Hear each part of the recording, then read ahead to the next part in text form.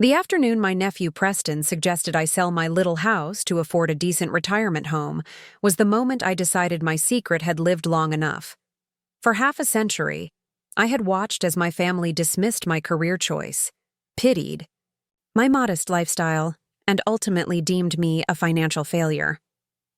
The champagne flute nearly slipped from Preston's manicured fingers when I revealed my portfolio worth $7 million. His expression, shock melting into disbelief, then crystallizing into something I'd never seen directed at me before, respect, is an image I'll treasure forever. But I'm getting ahead of myself. Let me take you back to where it all began, to the choices that led me here, and to the moment I finally reclaimed my worth. Before we jump back in, tell us where you're tuning in from, and if this story touches you, make sure you're subscribed, because tomorrow I've saved something extra special for you. My name is Eleanor Blackwell, though generations of students at Heathcliff Academy knew me simply as Ms. Blackwell, the mathematics teacher with the tortoiseshell glasses and chalk-dusted cardigans. I never married, never had children of my own, and according to my family, never amounted to much beyond being just a teacher. How little they understood about the life I had carefully constructed. Growing up in Meridian Heights during the 1950s, I was the middle child sandwiched between two brothers who commanded attention effortlessly. Nathaniel, my older brother, was destined for medical school from the moment he dissected his first frog in our backyard. Xavier, the youngest, had our father's charisma and business acumen. Meanwhile, I was the quiet one who could solve complex equations in my head before I turned 12. A talent that impressed my mathematics teacher, Ms. Vivian Reynolds, but went largely unnoticed at home. Eleanor has such a practical mind, my mother would say to her bridge club ladies, her voice tinged with something between pride and apology. She'll make someone an excellent wife someday. She can balance the checkbook. The ladies would titter politely while I pretended not to hear from my homework spot at the dining room table. When I announced my intention to study mathematics, at Westlake College, my father's response was tepid at best. Teaching is a sensible career for a woman, he conceded over dinner. At least until you start a family. The assumption was clear. My career would be temporary, a placeholder until my real life began. Nathaniel was already in his residency at Lakeside Memorial by then, and Xavier was being groomed to take over our father's investment firm. Neither questioned their paths. Neither was expected to. I graduated with honors in 1972 and accepted my first teaching position at Heathcliff Academy, a respected private school in Lakeshire, 20 miles from my childhood home. The starting salary was $6,800 annually. My mother called it pin money. My father called it a shame. I called it independence. My apartment on Marigold Street was small enough that you could practically touch opposite walls if you stretched out your arms. The refrigerator hummed an inconsistent tune, and the floorboards creaked with every step. But it was mine. I bought second-hand furniture, learned to cook simple meals, and drove a used Datsun that backfired dramatically on cold mornings. During my third year of teaching, a peculiar opportunity presented itself. Vivian Reynolds, my former teacher who had since become a mentor and friend, invited me to coffee at Penelope's Cafe on Whittier Boulevard. She was retiring after 35 years and moving to Arizona to be closer to her sister. "I've never been one for sentimentality, Eleanor," she said, sliding a manila envelope across the table. "But I've watched you closely. You remind me of myself at your age, smart with numbers, less so with people." Her laugh was warm, softening the assessment. Inside this envelope is something I wish someone had given me when I was starting out. I expected teaching materials, lesson plans maybe, or notes on challenging students.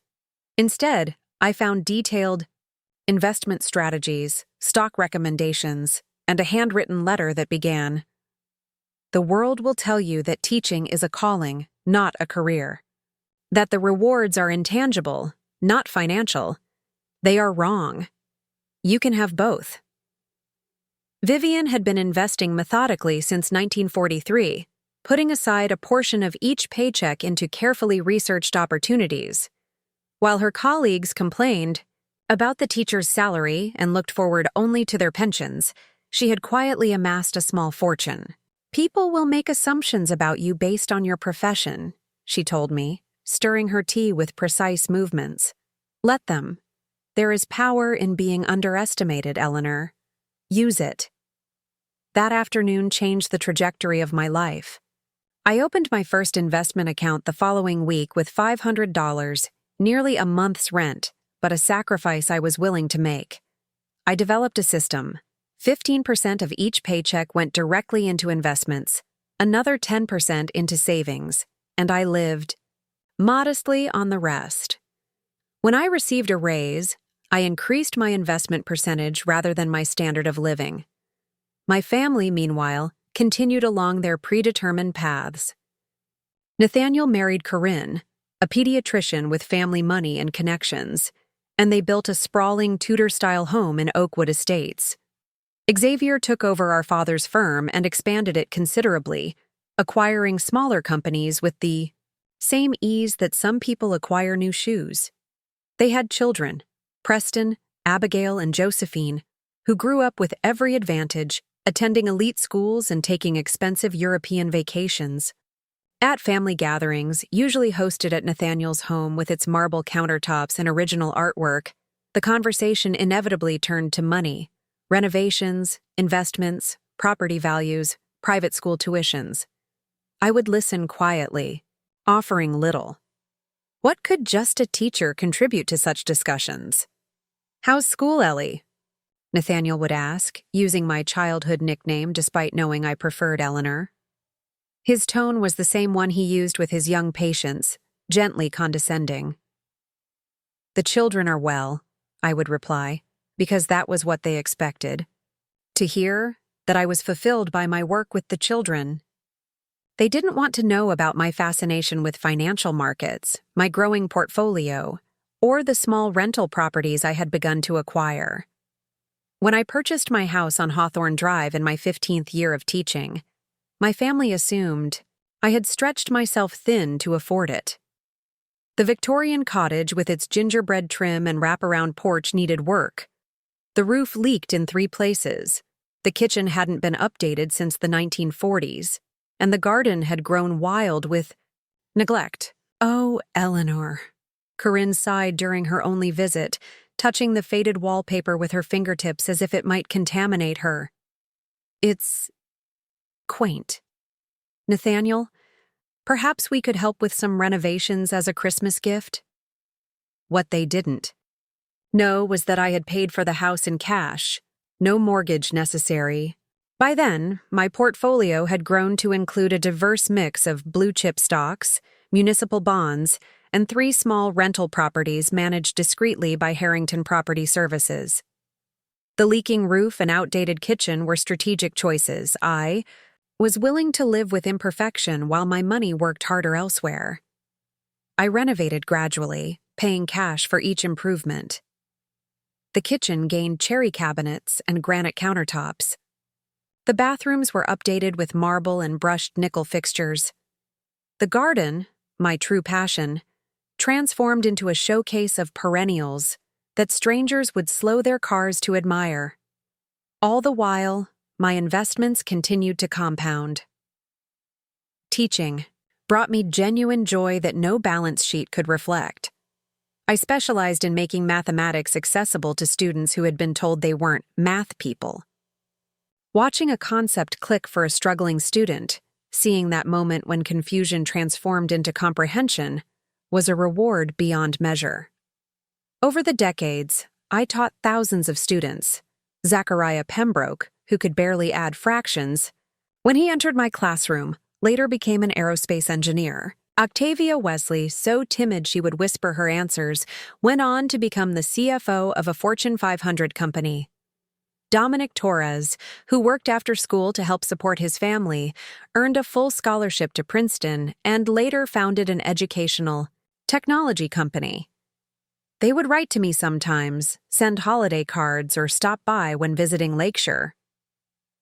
"You changed my life, Ms. Blackwell," they would say in various ways. They didn't know that while I was teaching them about polynomials and probability, I was silently amassing wealth that would have astonished them. My brother's children grew into adults with expensive tastes and entitlement that troubled me. Preston followed Xavier into finance but lacked his father's instincts. Abigail married into old money and spent her days on charity committees and tennis courts. Josephine, perhaps the most genuine of the three, became a dermatologist with a practice catering to Lakeshire's elite. They treated me with the distracted affection one might show an elderly pet. Occasional visits, perfunctory holiday gifts, usually scented candles or bath sets, and the unspoken assumption that I would need their help eventually. After all, what could a retired teacher possibly have saved for her golden years? When I retired at 72, after 50 years at Heathcliff Academy, the school held a reception in the gymnasium. Preparing and narrating this story took us a lot of time, so if you are enjoying it, subscribe to our channel. It means a lot to us. Now back to the story.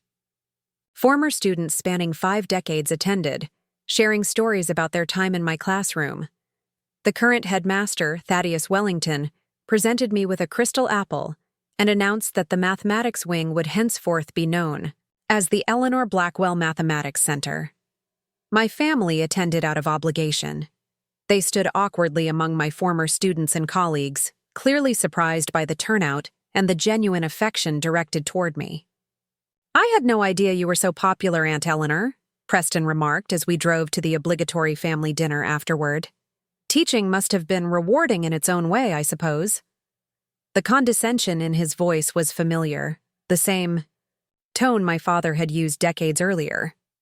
Teaching was acceptable, admirable even, but not impressive. Not like medicine or finance, not like real success. The years after retirement brought new freedoms. I traveled extensively, a literary tour of England, a mathematics conference in Tokyo, 3 weeks exploring the architecture of Barcelona. I volunteered at a women's financial literacy program, teaching basics of investing to single mothers and women re-entering the workforce. I expanded my garden and joined a botanical photography club. My family interpreted my activities as the desperate busyness of a lonely old woman. "It's good that Aunt Eleanor keeps herself occupied," I overheard Abigail telling her husband at Thanksgiving. "It must be hard being all alone in that house."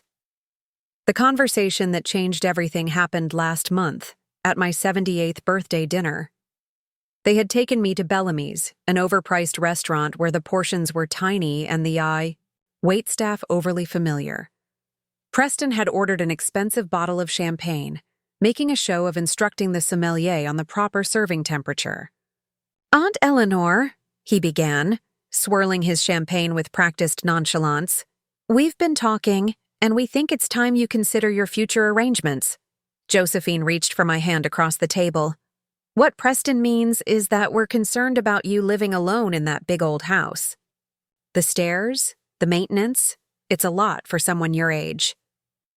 "We've looked into some retirement communities," Abigail added, her voice bright with forced enthusiasm. "Willowbrook Gardens has lovely apartments and excellent care options. As your needs progress, they can accommodate accordingly." Preston cleared his throat. "The thing is, Aunt Eleanor, these quality facilities aren't cheap. But if you sold your house, you could probably afford a nice unit at Willowbrook. We could help with the sale, of course.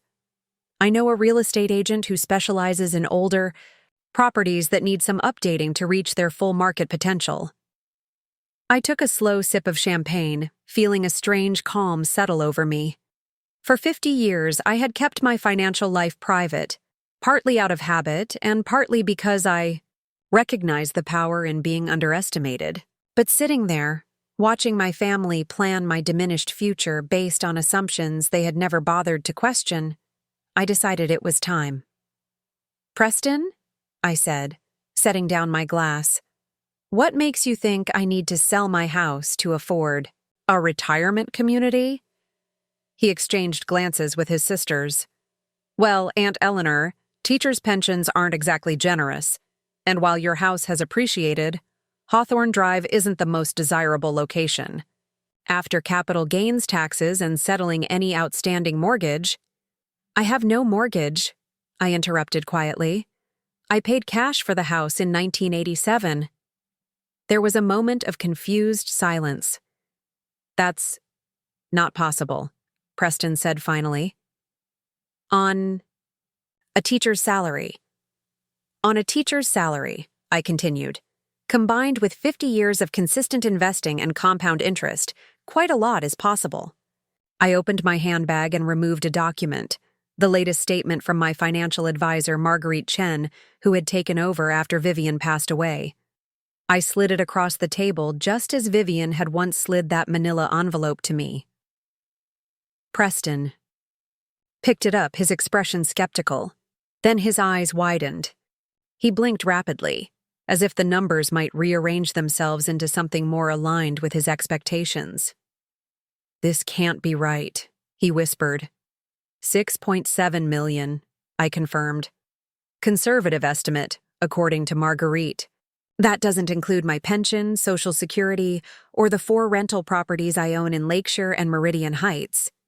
Abigail reached for the statement. How is this possible? Compound interest is a powerful force, I replied, channeling. The teacher I had been for 5 decades. When I was 25, I invested 15% of every paycheck. When I was 35, that increased to 20%. By 50, it was 30%. I lived simply, avoided debt, and made careful choices. The rest is just time and mathematics. Josephine, always the most perceptive of the 3, studied my face. Why didn't you ever tell us? I considered the question carefully. Would you have believed me? Or would you have assumed I was confused, that Aunt Eleanor couldn't possibly understand finance? More importantly, would it have changed how you saw me, not as a person, but as a resource? The table fell silent. In that moment, I saw my nieces and nephew clearly, not as the entitled adults they had become, but as children who had been taught to value the wrong things. They had been raised to equate worth with wealth, to measure success in square footage and luxury brands. And yet, here I was, wealthy beyond their imagination, having lived a life they had dismissed as insignificant. I don't need to sell my house, I said finally. And when the time comes that I can no longer live independently, I've already made arrangements that don't involve Willowbrook Gardens, but thank you for your concern. The waiter arrived with our entrees, breaking the stunned silence.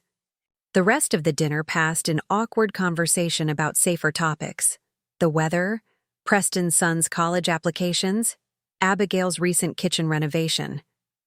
As we waited for the valet to bring around their cars afterward, Preston approached me privately. Aunt Eleanor, he began, his voice softer than I'd heard it in years. I owe you an apology. We all do. We've been condescending. Yes, I agreed simply. He laughed, a surprised, genuine sound. You know, all these years, I thought I was the financial expert in the family. I never imagined. That's the problem with assumptions, Preston. They limit our vision. You saw a retired teacher with an old house and outdated clothes, and you created a story that made sense to you. I'd like to hear about your investment strategy sometime, he said, and for once, the interest in his voice seemed genuine. Maybe we could have lunch? I smiled. I'd like that. The following week, I had lunch not just with Preston, but with all 3 of my brother's children. For the first time, they asked about my teaching career with genuine interest. They wanted to know about my travels, my photography, my volunteer work. And yes, they asked about my investments, how I had started, what advice I would give them. The first thing to understand, I told them, channeling Vivian Reynolds from all those years ago, is that wealth isn't built overnight. It's built choice by choice, day by day, over decades. And true wealth isn't just financial. It's having work that matters, relationships that sustain you, and the freedom to live authentically. As I drove home to my little house on Hawthorne Drive, I thought about the generations of students I had taught, the lives I had influenced, and the quiet empire I had built while the world underestimated me. I thought about Vivian and the gift she had given me, not just financial knowledge, but the understanding that I could define success on my own terms. The garden needed weeding, and I had a financial literacy class to prepare for the next day. My life, at 78, was full in ways my family was only beginning to comprehend. There was satisfaction in that revelation, but also a certain sadness for the years of genuine connection we had missed. Still, I reminded myself as I pulled into my driveway, it's never too late to teach or to learn a valuable lesson. And some lessons, like compound interest, are worth the wait. The letter from Heathcliff Academy arrived on a Tuesday morning. The heavy, cream-colored envelope, with the school's embossed crest unmistakable among the utility bills and marketing flyers. For a moment, I simply held it, running my fingers over the raised image of the old bell tower where generations of students had celebrated their graduations. Inside was a formal invitation to the school's centennial celebration, where I would be honored for my 50 years of service before officially entering retirement. I settled into my reading chair by the bay window overlooking my garden, where spring tulips were just beginning to emerge in organized battalions of red and yellow. The timing was serendipitous, though not entirely unexpected. The school board had been hinting at retirement for the past year, their suggestions becoming less subtle with each passing month. "Wouldn't you like to enjoy your golden years, Ms. Blackwell?" Headmaster Wellington had asked during our last faculty evaluation. What he meant, of course, was that at 78, I was an anomaly among the increasingly young teaching staff, a relic from another era. My retirement was scheduled for June, giving me just 3 months to tie up 5 decades of teaching mathematics to the privileged youth of Lakeshire. 3 months to clear out my classroom, organize my materials, and prepare to hand over my beloved students to someone new. The thought brought an unexpected tightness to my chest. My contemplation was interrupted by the shrill ring of the telephone, my landline, which I maintained despite Preston's repeated offers to upgrade me to a smartphone. Few people called this number anymore. Telemarketing calls had become a rarity, and most of my colleagues had embraced text messaging years ago. "Aunt Eleanor? It's Josephine." I straightened in my chair, surprised. Josephine rarely called except to confirm holiday arrangements or to extend obligatory birthday wishes. "I've just heard about your retirement from Heathcliff. The centennial celebration sounds lovely. We'll all be there, of course." "That's kind of you," I replied, waiting for the real purpose of her call. "The thing is," she continued, her voice taking on that careful tone people use when they believe they're being reasonable about something unreasonable, "we've been talking, Preston, Abigail, and I, and we think this is the perfect opportunity for you to make some important changes." "Changes?" I echoed, though I already suspected what was coming. "Your house, Aunt Eleanor. It's so large for just one person, and the upkeep must be exhausting at your age. With the real estate market in Lakeshire as strong as it is, you could sell it for a considerable sum, enough to secure a very comfortable situation at Willowbrook, Gardens, or Cedar Pines. Those are the 2 best retirement communities in the area. I've sent several of my patients there." The presumption was breathtaking. I glanced around my living room with its built-in bookshelves filled with first editions, its antique writing desk where I still paid bills by hand, and the Tiffany lamp that had been Vivian's parting gift to me. This house had been my sanctuary for over 40 years. "I appreciate your concern," I said carefully, "but I'm quite content where I am." "Oh, Aunt Eleanor," Josephine sighed, "it's not just about contentment, it's about practicality. What happens if you fall? Those stairs are treacherous and you live alone. No one might find you for days." The fact that she could so casually envision me lying helpless on my own floor should have hurt, but instead, It merely amused me. I had climbed the mountains of Machu Picchu at 75. I practiced yoga 3 times weekly with Madame Juliana, a former Russian ballerina who had reinvented herself as a fitness instructor in her 60s. The likelihood of me falling helplessly was far less than that of Preston tripping over his own inflated ego. I have a life alert system, I informed her mildly, though I had no such thing. And Mrs. Holloway from next door checks on me daily. This at least was true. Iris Holloway, a retired librarian, brought homemade scones every Wednesday and stayed for tea. We were currently working our way through Dickens' complete works, reading aloud to each other in turns. Well, that's something, I suppose, Josephine conceded, sounding disappointed that I had countered her concern so effectively. But still, the maintenance of such an old house, the costs alone must be eating away at your pension. Wouldn't it be nice not to worry about surprise expenses like a new roof or furnace?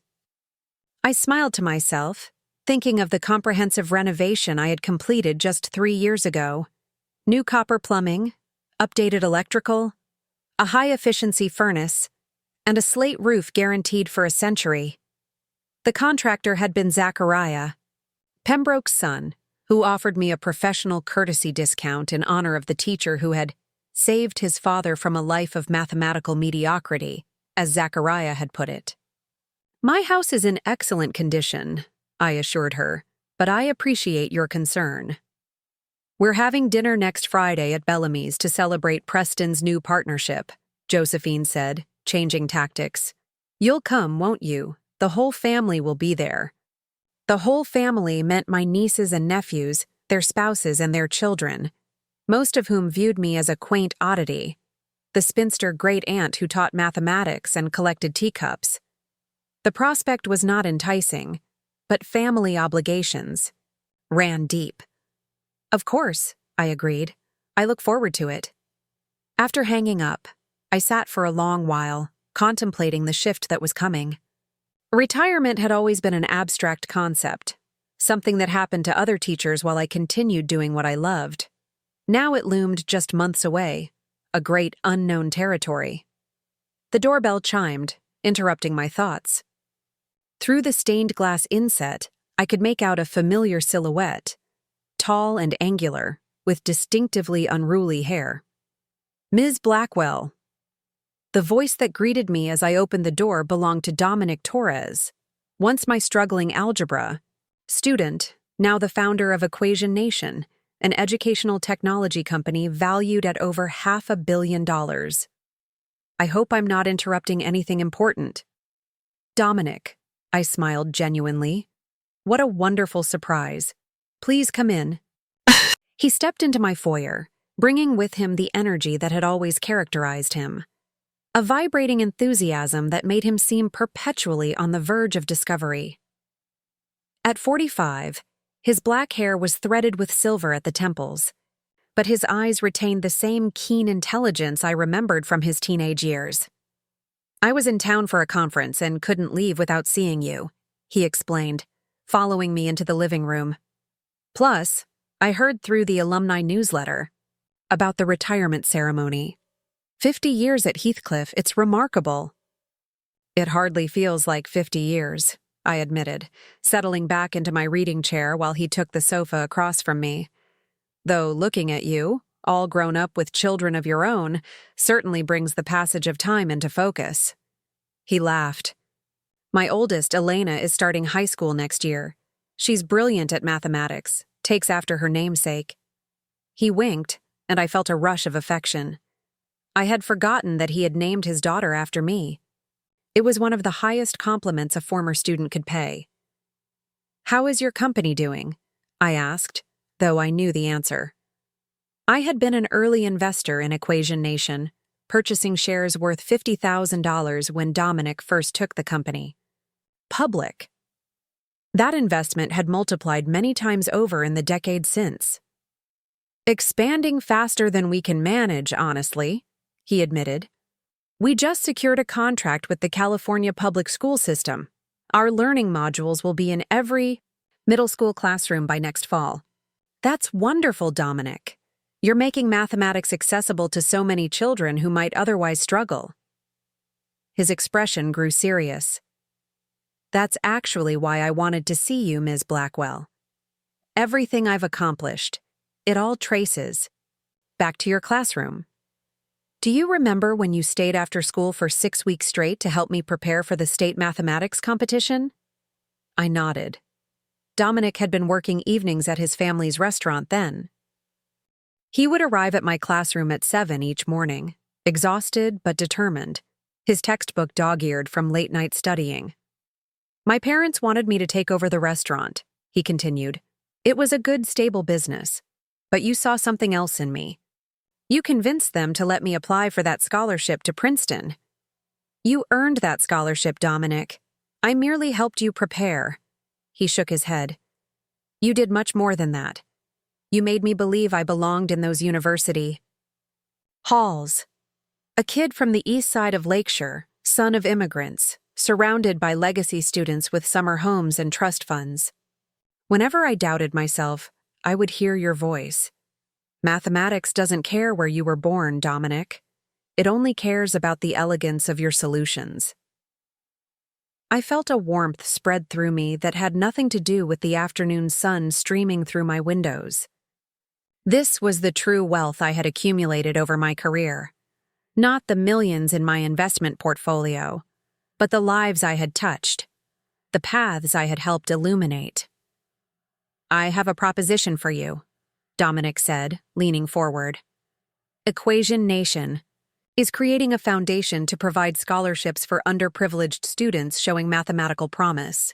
We want to name it after you, the Eleanor Blackwell Mathematics Foundation, and we'd like you to serve as its honorary chairperson. I blinked, genuinely surprised. Dominic, that's incredibly generous. I've already secured initial funding of $10 million, he continued. 5 from the company and 5 from my personal accounts. We'll provide full scholarships to 50 students annually, along with mentorship programs and guaranteed internships. These kids will have opportunities that might otherwise be impossible for them.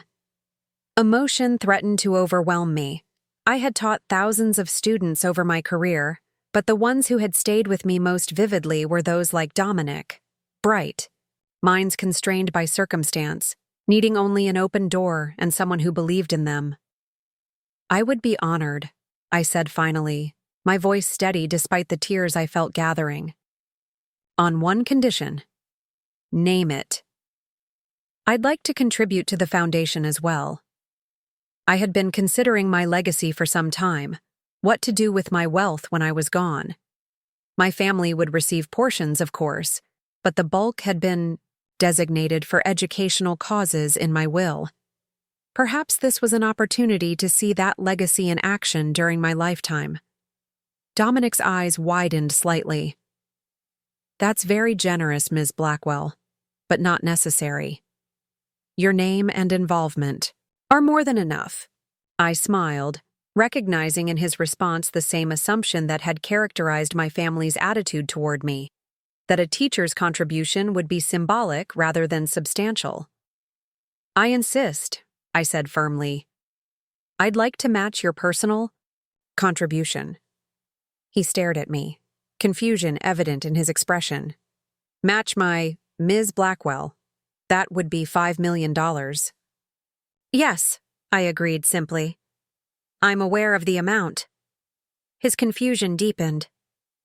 But, forgive me, how would you— I've been investing systematically for 50 years, Dominic.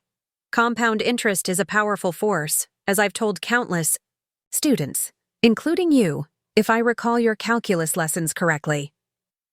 Understanding dawned slowly in his eyes, followed by something that looked remarkably like delight. You're serious? Entirely. I'll have my financial advisor contact you next week to arrange the details. He laughed then, a bright, surprised sound. Ms. Blackwell, you never cease to amaze me. Here I thought I was coming to offer you a comfortable position on a foundation board, and you're casually matching a $5 million donation. The foundation is a wonderful idea, I told him sincerely, and perfectly timed, given my impending retirement. I'll need something meaningful to occupy my days.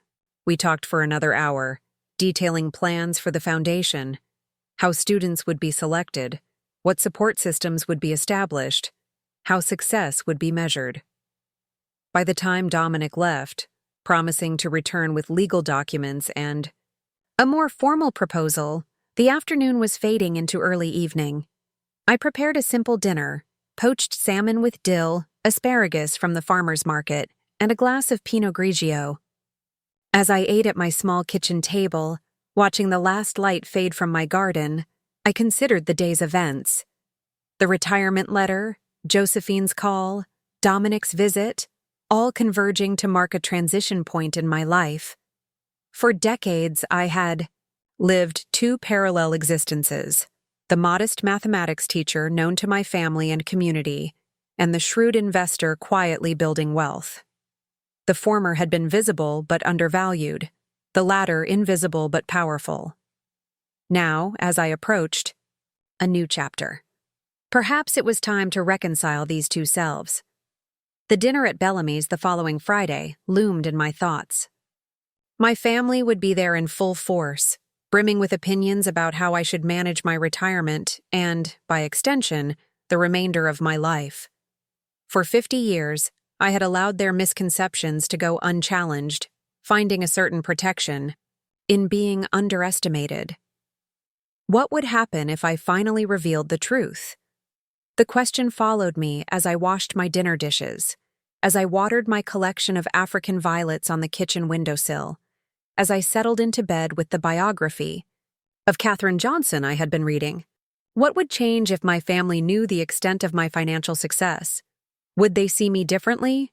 Would I want them to? The week passed in a flurry of activity. At school, preparations for the end of term intensified.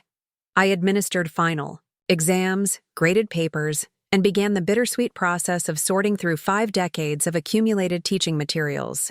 My classroom cabinets yielded forgotten treasures: handmade cards from former students, newspaper clippings of academic achievements, photographs from mathematics competitions dating back to the 1970s. In one dusty folder, I found a stack of thank you notes from the Girls' Mathematics Club I had founded in 1981, when female students were still being subtly discouraged from pursuing advanced mathematics. "Before your class, I thought I wasn't a math person," one student had written. "Now I know that was never true. Thank you for showing me what I'm capable of."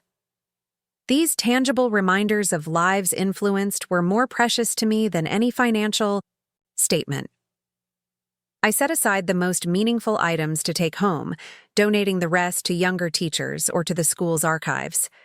At home, I met with Marguerite Chen, my financial advisor of the past 15 years. A no-nonsense woman in her 40s with a genius for tax optimization, Marguerite had taken over my portfolio after Vivian passed away. Under her guidance, my investments had weathered market fluctuations and continued to grow steadily. 5 million is a significant donation, she noted, reviewing the preliminary documents Dominic had sent. But your portfolio can handle it easily, especially given the tax advantages. The foundation is registered as a 501c3, so the contribution will be fully deductible. "And my other financial goals?" I asked. "Will this impact them?" She shook her head. "Your retirement income stream remains secure. The rental properties continue to perform well. We just renewed the lease on the Meridian Heights duplex at an increased rate, and your equity positions are solid." She smiled slightly. "Eleanor, you could donate twice this amount and still live very comfortably for the next 30 years, assuming you suddenly develop expensive tastes." I laughed. "That seems unlikely at this point." "Which brings me to my usual question," Marguerite said, closing her portfolio. "Why maintain this level of secrecy about your finances? Most people in your position would be enjoying their wealth more visibly, traveling, first class, updating their wardrobe, perhaps moving to a more prestigious address." It was a question she asked periodically, never quite understanding my preference for financial privacy and modest living. In truth, the answer was complex, rooted in my upbringing, my observations of wealth's influence on character, and the freedom I found in being underestimated. My needs are simple, I told her, the same answer I always gave.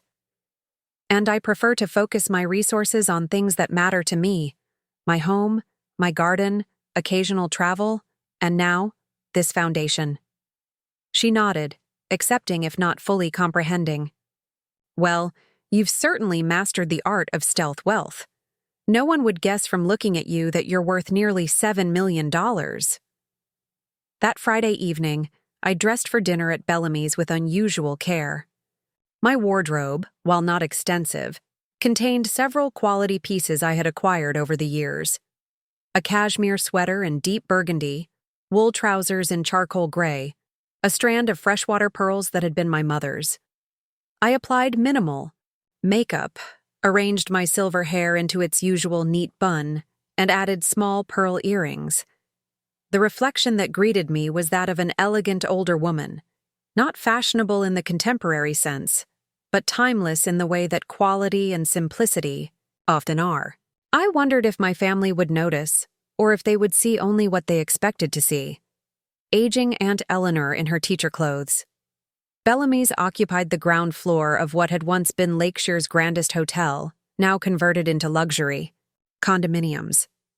The restaurant maintained its old-world charm with dark wood paneling, leather banquettes, and crisp white tablecloths. It was Preston's favorite venue for celebrating his professional achievements, the kind of place where servers knew regular clients by name and never had to be asked twice for anything. The maitre d' greeted me with practiced warmth. "Ms. Blackwell, your party is already seated. Please, allow me to escort you."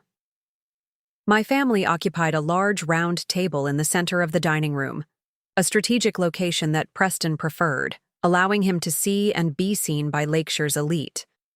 Nathaniel and Corinne were there, both in their 80s now, but still impeccably groomed and positioned.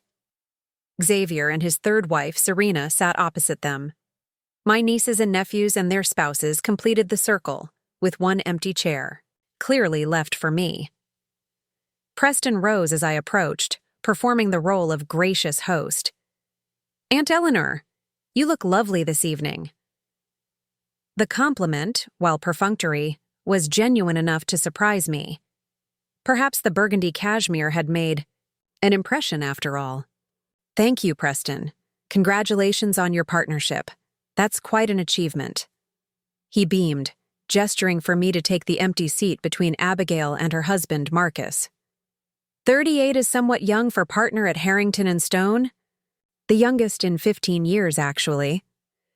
"We were just discussing Preston's new office," Abigail informed me as I settled into my chair.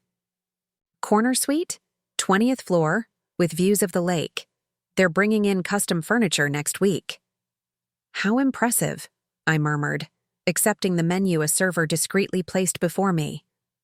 The conversation flowed around me, discussions of property values in Oakwood Estates, Josephine's daughter's acceptance to Yale, Xavier's recent acquisition of a vacation property in Santorini. I listened more than I spoke, a pattern established long ago at family gatherings. "Aunt Eleanor," Corinne addressed me directly as the appetizers arrived, "Nathaniel tells me you're finally retiring from teaching. How wonderful for you to have such a long career." The phrasing, "such a long career," carried the subtle implication that duration was my career's primary distinction, rather than impact or accomplishment. "It has been rewarding," I replied, "though I'll miss my students terribly." "I'm sure they'll miss you too," Nathaniel said, his tone carrying the same gentle condescension I had heard since childhood. "You always had a way with young people." "Several of my former students have gone on to remarkable achievements," I offered. "Dominic Torres visited me just last week. He's founded a very successful educational technology company." "Torres," Preston repeated thoughtfully. "Equation Nation, right? They went public about a decade ago, strong performer on the NASDAQ." Yes, that's right, I confirmed, somewhat surprised by his knowledge. Good for him, Nathaniel said dismissively. Though I've never understood the appeal of those computer learning programs. Nothing replaces a proper education with real teachers. The irony of his statement, championing teachers while simultaneously dismissing my career's value, was not lost on me. Speaking of your retirement, Josephine interjected smoothly, have you given any more thought to our discussion about housing options? I took the liberty of collecting some brochures from Willowbrook Gardens. She reached into her handbag and produced several glossy pamphlets. Their waiting list can be quite long, but I spoke with the director. He's a patient of mine, and he assured me they could accommodate you within the next 3 months. I accepted the brochures politely, but left them untouched beside my plate. That's very thoughtful of you, Josephine, but as I mentioned, I'm quite happy in my home. Aunt Eleanor, Preston leaned forward, his expression serious. We're concerned about your financial security. Teachers' pensions are notoriously inadequate, and the cost of maintaining an older home can be substantial, not to mention potential healthcare expenses as you age. Your concern is touching, I replied, taking a deliberate sip of the excellent Chardonnay that accompanied our first course. But I assure you, my finances are in order. But how can they be? Abigail asked bluntly. You've been on a teacher's salary your entire life. What kind of retirement could you possibly have secured? The question hung in the air, blunt in its presumption. Around the table, expressions ranged from Abigail's frank curiosity to Nathaniel's discomfort at her directness to Preston's barely concealed calculation. They were waiting for confirmation of what they already believed, that Aunt Eleanor, the career teacher, must surely be financially vulnerable in her old age. For 50 years, I had allowed this misconception to persist. It had shielded me from certain expectations, certain demands, certain types of attention. It had given me the freedom to live as I chose, to make financial decisions based on my values rather than external pressures. But as I looked around the table at my family, people I had known all their lives, people who had never truly known me, I felt a sudden weariness with the charade. Perhaps it was time for truth. Perhaps, as I entered this new chapter of my life, honesty would serve me better than protective obscurity. Actually, I said quietly, my finances are rather better than you might imagine.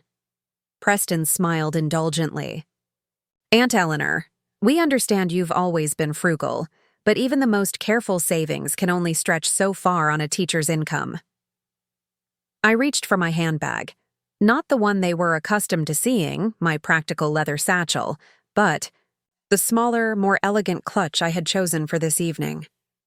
From it, I withdrew a folded document, my most recent financial statement, prepared by Marguerite for my meeting with Dominic. I had brought it on impulse, half expecting I would never actually share it. Perhaps this will clarify my position, I said, sliding the document across the table to Preston, whose expression of patronizing concern froze as he registered the contents. This can't be accurate, he said finally, his voice hushed. It's entirely accurate, I assured him. Updated as of last week. What is it? Nathaniel demanded, reaching for the statement. His eyes widened as he scanned the figures. Eleanor, is this some kind of joke? I assure you it's not, I replied calmly. I've been investing consistently since my 20s. As I often told my students, compound interest is a powerful force when given sufficient time.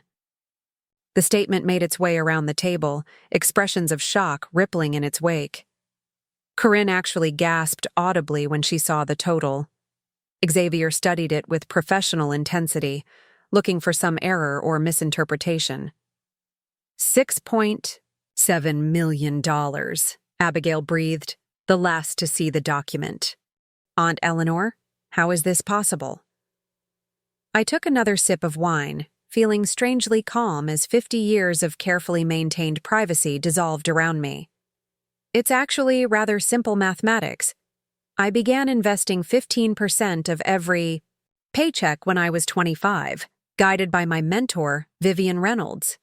As my salary increased, so did my investment percentage. I lived modestly, avoided debt, and made consistent, informed choices. The rest is just time and patience. But you've always lived so. Josephine struggled to find a diplomatic term. Simply? I offered. By choice, not necessity. My needs are modest. I derive far more pleasure from a good book than from luxury goods. Does this mean you don't need to sell your house? Preston asked, his tone suggesting this was the most pressing concern raised by my revelation. I laughed softly. No, Preston, I don't need to sell my house. In fact, I own it outright, along with 4 other properties in Lakeshore and Meridian Heights. I've been a landlord since 1984. Why didn't you ever tell us? Nathaniel demanded, a hint of accusation in his voice. It was the question I had anticipated, yet found difficult to answer succinctly. How could I explain that their dismissal of my career, their lifelong condescension, had created a gulf that made genuine sharing impossible? How could I articulate that their values, so centered on visible wealth and status, were fundamentally at odds with my own? Would you have believed me? I asked finally. Or would you have assumed I was confused about my own finances? More importantly, would it have changed how you saw me, not as a person, but as a resource? The table fell silent. In that moment, I saw my brother and his children clearly, not as the successful, entitled adults they had become, but as people who had been taught to value the wrong things. They had been raised to equate worth with wealth, to measure success in square footage and luxury brands. And yet, here I was, wealthy beyond their imagination, having lived a life they had dismissed as insignificant. I don't need Willowbrook Gardens, I said, breaking the awkward silence. And when the time comes that I can no longer live independently, I've already made arrangements that don't involve assisted living, but thank you for your concern. The server arrived with our main courses, creating a welcome diversion. Conversation resumed haltingly, focusing on safer topics: the weather, Josephine's daughter's college plans, the renovation of the Lakeshore Public Library. As dessert was served, a chocolate soufflé that was Bellamy's signature offering, Preston approached me privately while others were engaged in conversation. Aunt Eleanor, he began, his voice softer than I had heard it in years. I owe you an apology. We all do. We've been condescending. Yes, I agreed simply. He laughed, a surprised, genuine sound. All these years I thought I understood finance. I never imagined you were quietly outperforming most professional investors. That's the problem with assumptions, Preston. They limit our vision. He studied me with new eyes, not the indulgent gaze reserved for an elderly relative, but the appraising look of one professional assessing another. I'd be interested in hearing about your investment strategy sometime. Perhaps we could have lunch? I'd like that, I said, surprising myself with the sincerity of my response. As we prepared to leave the restaurant, Nathaniel approached me, his expression troubled. Eleanor, I feel I should apologize as well. It seems I've underestimated you all these years. It's a common misconception, I assured him, that teaching is merely a calling rather than a profession, and that those who choose it must necessarily sacrifice financial security.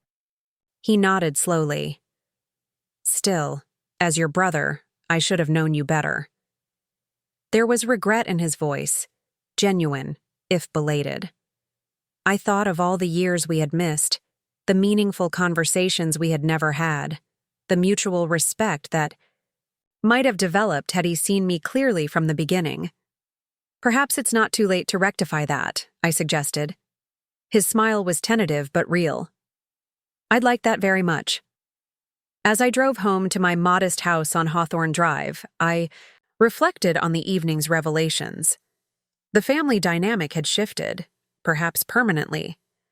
My nieces and nephews would never again view me as the pitiable spinster aunt in need of their guidance and management.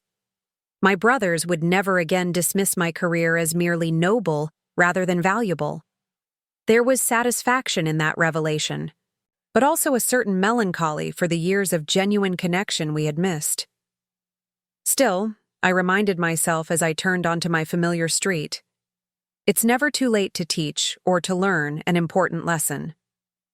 Tomorrow would bring new activities, planning for the Eleanor Blackwell Mathematics Foundation with Dominic, preparing for my retirement ceremony, perhaps even researching that trip to New Zealand I had always wanted to take. At 78, my life was far from over. In many ways, it was expanding in directions I had never anticipated. The garden needed attention, the azaleas were about to bloom, and the vegetable beds required preparation for summer planting. There were books waiting on my nightstand, a financial literacy workshop to plan for next week, and friends coming for Sunday brunch. My life was full in ways my family was only beginning to comprehend. And for the first time in 50 years, I was moving forward without the weight of their misconceptions. It felt, rather unexpectedly, like freedom. The morning after the Bellamy's dinner revelation, I woke to sunshine streaming through my bedroom curtains and an unusual sense of lightness. For decades, I had carried the weight of my financial secret, protecting it from family scrutiny and societal expectations. Now that burden had been lifted, leaving me with an unexpected question. Who was Eleanor Blackwell without her carefully constructed facade? I followed my usual morning routine, stretching exercises learned from Madame Juliana, a light breakfast of steel-cut oats with fresh berries, and strong black tea in my favorite Wedgwood cup. The normality was comforting, even as I felt the ground shifting beneath me. My telephone remained mercifully silent. No doubt my family was still processing last night's revelations, perhaps conferring among themselves about this new version of Aunt Eleanor who had suddenly emerged. By mid-morning, I had settled in my garden with a stack of final exams to grade. The mathematics of 12th grade calculus was a welcome respite from emotional complexity. Equations that balanced perfectly. Problems with definitive solutions. I was halfway through the stack when I heard the distinctive crunch of tires on my gravel driveway. Through the lilac hedge, I glimpsed Josephine's silver Mercedes. She emerged looking uncharacteristically uncertain, clutching what appeared to be a small gift bag. I set aside my papers and rose to greet her. "Aunt Eleanor," she called, spotting me among the garden beds. "I hope I'm not interrupting anything important?"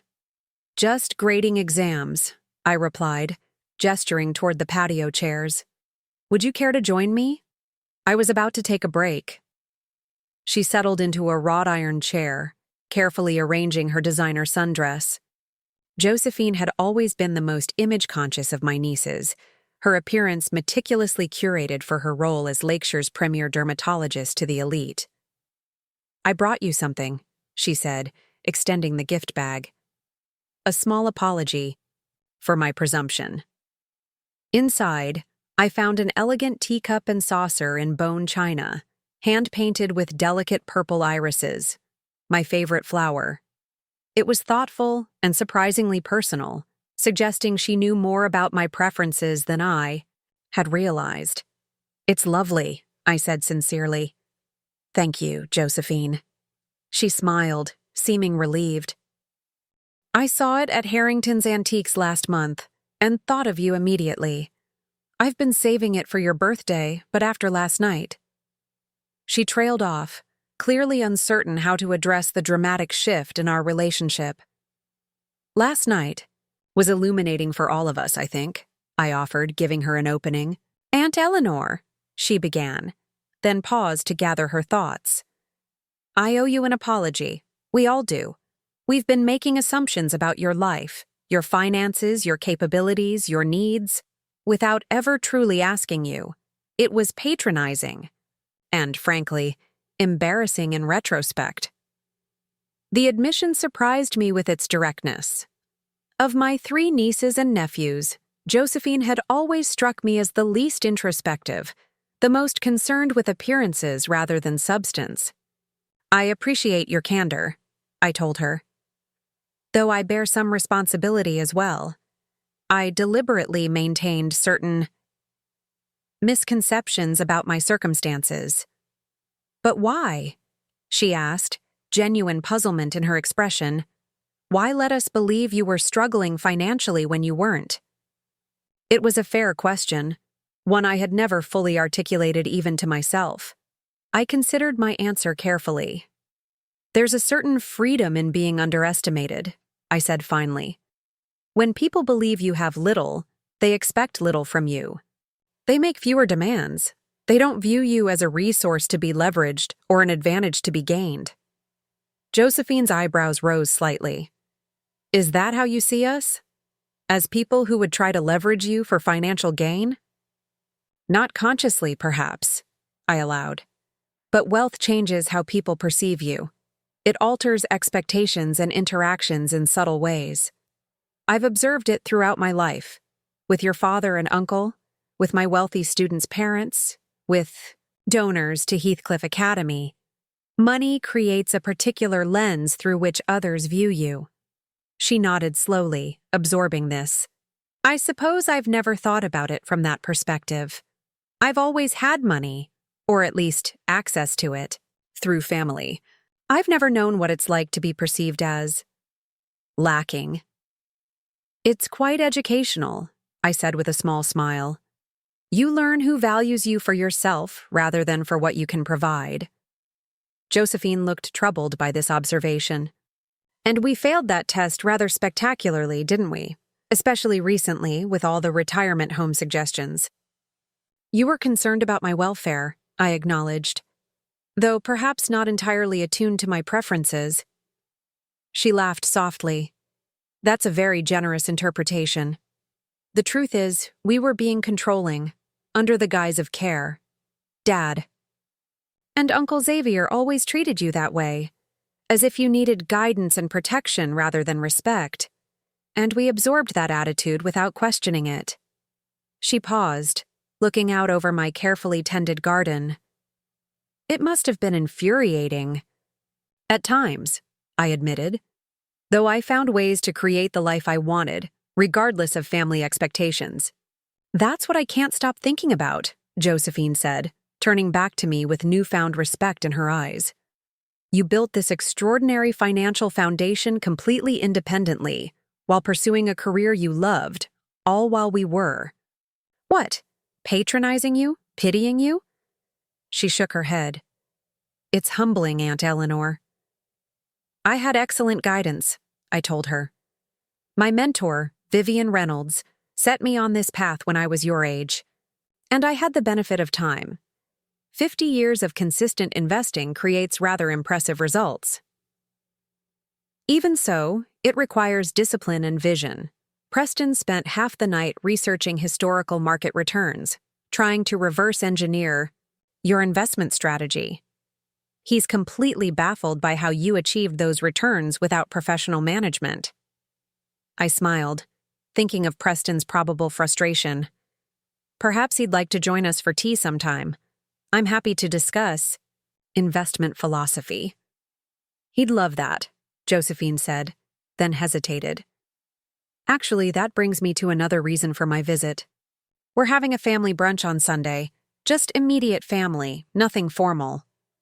Would you join us? Everyone is eager to, well, to get to know you properly.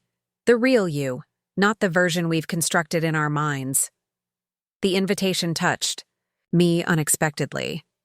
For decades, family gatherings had been obligations to endure rather than occasions to anticipate. The prospect of a different dynamic was both appealing and slightly unnerving. I'd be delighted, I told her sincerely. After Josephine left, I returned to my grading, but found my thoughts drifting to Sunday's brunch and what it might represent. A.E. Potential reconciliation. A new chapter in my relationship with my family. I had never imagined that financial disclosure would be the bridge spanning decades of misunderstanding, yet perhaps it was fitting. Money had always been the lens through which my family viewed success. Now that they saw me as financially accomplished, they were finally ready to see me. The irony wasn't lost on me, but I chose not to dwell on it. At 78, I had learned to accept people as they were, to find connection where possible, without expecting transformation. If my newfound financial status opened a door to genuine relationship with my family, I would step through it gratefully, regardless of what had kept it closed for so long. The remainder of the week passed in a blur of end-of-term activities at Heathcliff. Final exams were completed, grades submitted, and classroom materials packed away. Each task carried additional emotional weight, knowing it would be the last time I performed these familiar rituals as a teacher. Colleagues stopped by my classroom with well wishes and reminiscences. Students, sensing the historical significance of my departure, asked for photographs and advice. Ms. Blackwell, Miranda Chen, one of my brightest calculus students, approached my desk after the final bell on Friday. "I wanted to ask you something before you leave." "Of course, Miranda. What can I help you with?" She fidgeted with the strap of her backpack. "I got accepted to both MIT and Stanford for mathematics. Everyone says MIT is the better program, but I'm not sure it's right for me. My parents are pushing for it, though." I considered her situation carefully. Miranda reminded me of myself. At her age, brilliant with numbers, somewhat reserved socially, and under considerable family pressure. "What draws you to Stanford?" I asked. "Their interdisciplinary approach," she replied immediately. "I'm interested in mathematical applications to environmental science, and Stanford has an amazing program that bridges those fields. But my parents say pure mathematics at MIT will give me more career options." I smiled, remembering similar conversations from decades past. "You know, Miranda, there's an interesting parallel between education and investing." She looked confused by the apparent non sequitur. "Investing? Indeed. In both cases, the most successful long-term strategy is to invest in what you truly value, not what others tell you to value. I've watched generations of students choose paths to please parents or impress peers, only to find themselves unfulfilled, years later." I leaned forward slightly. "Where do you imagine yourself most engaged? Most intellectually alive? That's your MIT or Stanford answer." Miranda's expression cleared. "Stanford. Definitely Stanford." "Then perhaps that's your answer. Your parents want what's best for you, but only you can determine what best means in the context of your specific gifts and interests." She nodded thoughtfully. "Thank you, Ms. Blackwell. That helps a lot." She turned to leave, then hesitated. "We're all going to miss you so much. You've been the best teacher I've ever had." The simple sincerity of her statement affected me more than any formal recognition. "Thank you, Miranda. Students like you have made these 50 years profoundly rewarding." After she left, I sat alone in my classroom, absorbing the silence that would soon become permanent. The afternoon sun slanted through tall windows, illuminating decades of mathematics taught within these walls. I had begun my career when slide rules were still in use. Witnessed the introduction of electronic calculators, then graphing calculators, then computer algebra systems. Through it all, the essential joy remained constant. The moment when understanding dawned in a student's eyes, when abstract concepts became concrete tools for interpreting the world. Would I miss this? Undoubtedly. But as Vivian had wisely counseled me years ago, endings create space for new beginnings. The Eleanor Blackwell. Mathematics Foundation awaited my attention. The freedom of retirement stretched before me with both challenge and promise. I was gathering my belongings when Headmaster Wellington appeared in the doorway.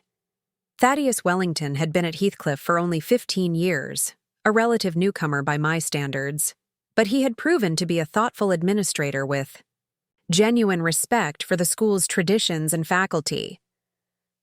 "Eleanor," he greeted me warmly. I've just come from a board meeting where your retirement gift was finalized. I thought you might like to hear about it privately, before the centennial celebration. That's very considerate, Thaddeus. Please, come in.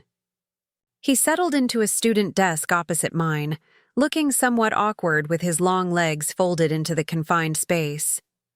The board was unanimous in their decision to establish the Eleanor Blackwell Excellence in Mathematics Award, an annual scholarship for a Heathcliff senior demonstrating exceptional mathematical ability and planning to pursue the field at university level. That's a lovely gesture, I said, genuinely touched. Thank you. There's more, he continued, looking pleased. The initial endowment will be $50,000, $1,000 for each year of your service. The scholarship will provide $5,000 annually to the recipient. I did the calculation automatically. That would only sustain the scholarship for 10 years. Wellington smiled. Yes, we're hoping to grow the endowment through alumni contributions, which brings me to a rather delicate question. He hesitated, clearly uncertain how to proceed. Several board members suggested approaching you directly about contributing to the endowment, given your apparent financial acumen. I raised an eyebrow, surprised by this development. My financial acumen? He shifted uncomfortably. Forgive me if I'm overstepping, but Dominic Torres mentioned the foundation you're establishing together.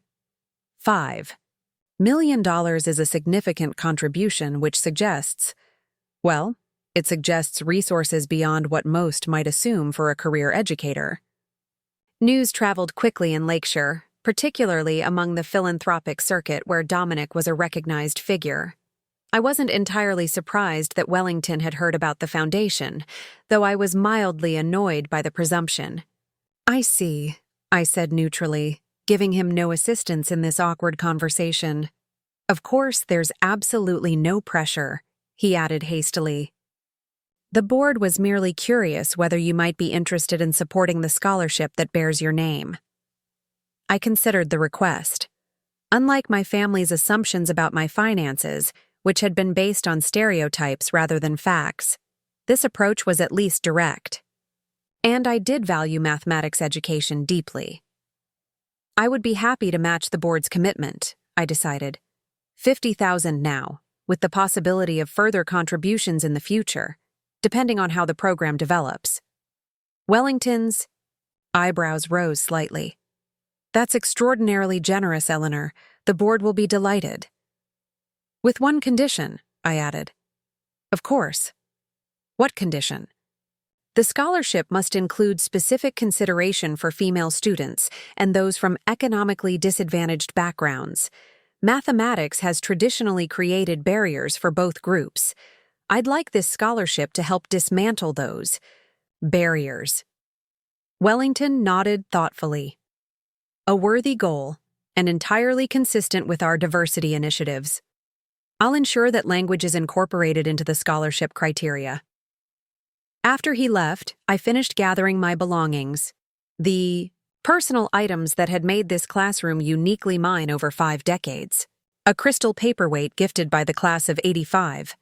Framed photographs of mathematics competition teams I had coached to state championships.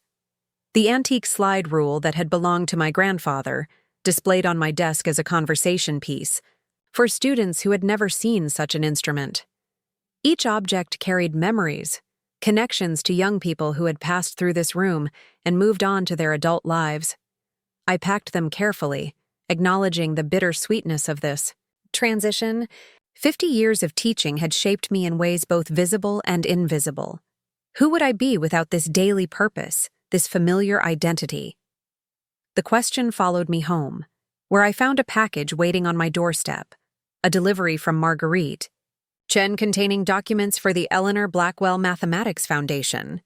Inside were legal forms requiring signatures, financial projections for the endowment, and draft bylaws for the foundation's operation.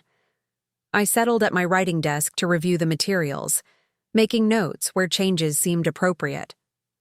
The foundation's mission statement in particular needed refinement to identify and nurture mathematical talent in underserved communities. to identify, nurture, and empower mathematical talent in underserved communities, I amended, adding, providing not only financial support but mentorship, enrichment opportunities, and pathways to advanced education and careers in mathematics and related fields. This work absorbed me for several hours, the complexity of establishing a foundation providing welcome intellectual engagement. By the time I completed my review, evening had arrived. I prepared a simple dinner, a spinach salad with grilled chicken and a glass of Pinot Noir, and carried it to my reading room, where floor-to-ceiling bookshelves housed my extensive collection of mathematics texts, literature, and biography. My evening ritual typically included reading, perhaps some classical music, and occasionally correspondence with former students or colleagues. Tonight, however, my attention was drawn to a leather-bound journal on the higher shelf, Vivian Reynolds's investment diary, which she had gifted me shortly before her death. I retrieved it carefully, settling back into my armchair with this tangible connection to my mentor. The journal contained Vivian's observations on markets and investments spanning 4 decades, from 1943 to 1983. Her neat, precise handwriting documented not just transactions but philosophy, the principles that had guided her financial decisions and, by extension, helped shape mine. The market is driven by fear and greed, she had written in 1962, but the successful investor is driven by patience and reason. When others panic, stand firm. When others are euphoric, exercise caution. Time in the market always outperforms timing the market. Her wisdom had served me well over my own 5 decades of investing. I had weathered market crashes, recessions, bubbles, and booms by adhering to her foundational principles. Invest consistently, diversify sensibly, reinvest dividends, minimize fees, and maintain a long-term perspective regardless of short-term volatility. As I turned the pages of Vivian's journal, I found myself reflecting on the parallels between teaching and investing, both requiring patience, discipline, and faith in future returns that couldn't be immediately measured. Both involving the careful cultivation of potential, both demanding a certain humility before forces larger than oneself. Perhaps that was why I had excelled at both. The same temperament that allowed me to invest methodically for decades without seeking validation or immediate gratification had suited me to teaching adolescents, planting seeds of knowledge that might not flower for years, sometimes decades. The doorbell interrupted my reflections. Through the stained glass panels flanking my front door, I could make out a familiar silhouette, Xavier, my younger brother, whom I hadn't seen alone in years. Our interactions were typically limited to family gatherings where his gregarious personality dominated conversations. "Eleanor," he greeted me as I opened the door, his voice uncharacteristically subdued. "I hope I'm not disturbing your evening." "Not at all," I assured him, genuinely curious about this unexpected visit. "Please, come in." Xavier had aged well, his once dark hair now silver but still abundant, his posture still erect despite approaching 80. He followed me to the living room, declining my offer of tea or wine with a distracted wave. "I'll be direct, Eleanor," he said, settling onto my sofa. "I've come to apologize. Last night at Bellamy's, I realized I've never really known my own sister. Not truly. And that's entirely my failing." His candor surprised me. Xavier had always been the confident one, the charming one, the brother who moved through life with the ease of someone who assumed the world was designed for his comfort and success. "We've both lived busy lives," I offered, giving him an easy opening. He shook his head firmly. "No, that's too simple. The truth is, I dismissed you, Eleanor. I categorized you as the sensible, unambitious sister who chose a conventional path. I never bothered to look deeper because I assumed there was nothing more to see." He met my gaze directly. "I was wrong, and I'm sorry." The apology touched me more deeply than I had anticipated. perhaps because it came from Xavier, who had rarely acknowledged error in his long and successful life. "Thank you," I said simply. "That means a great deal." He glanced around my living room, seeming to truly see it for the first time. The quality furnishings I had acquired piece by piece over decades, the original artwork from local artists I had supported, the carefully curated bookshelves reflecting my diverse interests. "You've created a beautiful home," he observed. "I never really noticed before. I was too busy feeling sorry for you, living alone in what I assumed was all you could afford." "Assumptions can be limiting," I agreed mildly. "Indeed." He hesitated, then continued with unusual sincerity. "What amazes me most isn't just your financial success, impressive though it is. It's that you achieved it while doing work you genuinely loved, while creating meaning and impact. I've been turning that over in my mind since last night." "And what have you concluded?" I asked, curious about this introspective version of my normally extroverted brother. "That I may have optimized for the wrong variables," he admitted. "I built wealth and status, certainly. But meaning? Impact? Those have been more elusive." He smiled ruefully. 3 marriages and several estranged children suggest I haven't managed the truly important aspects of life particularly well." It was perhaps the most honest conversation we had ever had. Xavier had always presented a carefully curated image of success, even in private family settings. This vulnerability was new territory. "It's never too late to shift priorities," I suggested gently. "Perhaps not." He straightened slightly, seemingly uncomfortable with extended vulnerability. "Actually, that brings me to the second reason for my visit. I've been thinking about your foundation. The one Dominic Torres mentioned to Nathaniel. It sounds like important work." "It is," I confirmed. "We're focusing on identifying mathematical talent in underserved communities, providing both financial support and enrichment opportunities." "I'd like to contribute," he said decisively. $5 million to match your commitment." The offer stunned me. While Xavier had made the obligatory charitable contributions expected of someone in his position, he had never shown particular interest in educational causes. "That's extremely generous," I said carefully. "But may I ask why? This isn't an area you've previously supported." He considered the question seriously. "2 reasons. First, it clearly matters to you, and I'd like to support something that has meaning for my sister. Second." He paused, choosing his words with uncharacteristic precision. "I've spent decades accumulating wealth. I'm beginning to realize I should give more thought to its purpose. Perhaps supporting the next generation of mathematical minds is a worthwhile legacy. Better than another vacation property or luxury car." I studied him, trying to gauge his sincerity. Xavier had always been charming, capable of saying whatever would advance his interests in the moment. But there seemed to be genuine reflection behind his words tonight. "The foundation would be grateful for your support," I said finally. "But I'd suggest starting with a smaller commitment, perhaps $1 million initially. If you find the work continues to resonate with you after a year or 2, you could consider increasing your involvement." He looked momentarily surprised by my cautious response, then laughed. "Always the sensible one, aren't you, Eleanor?"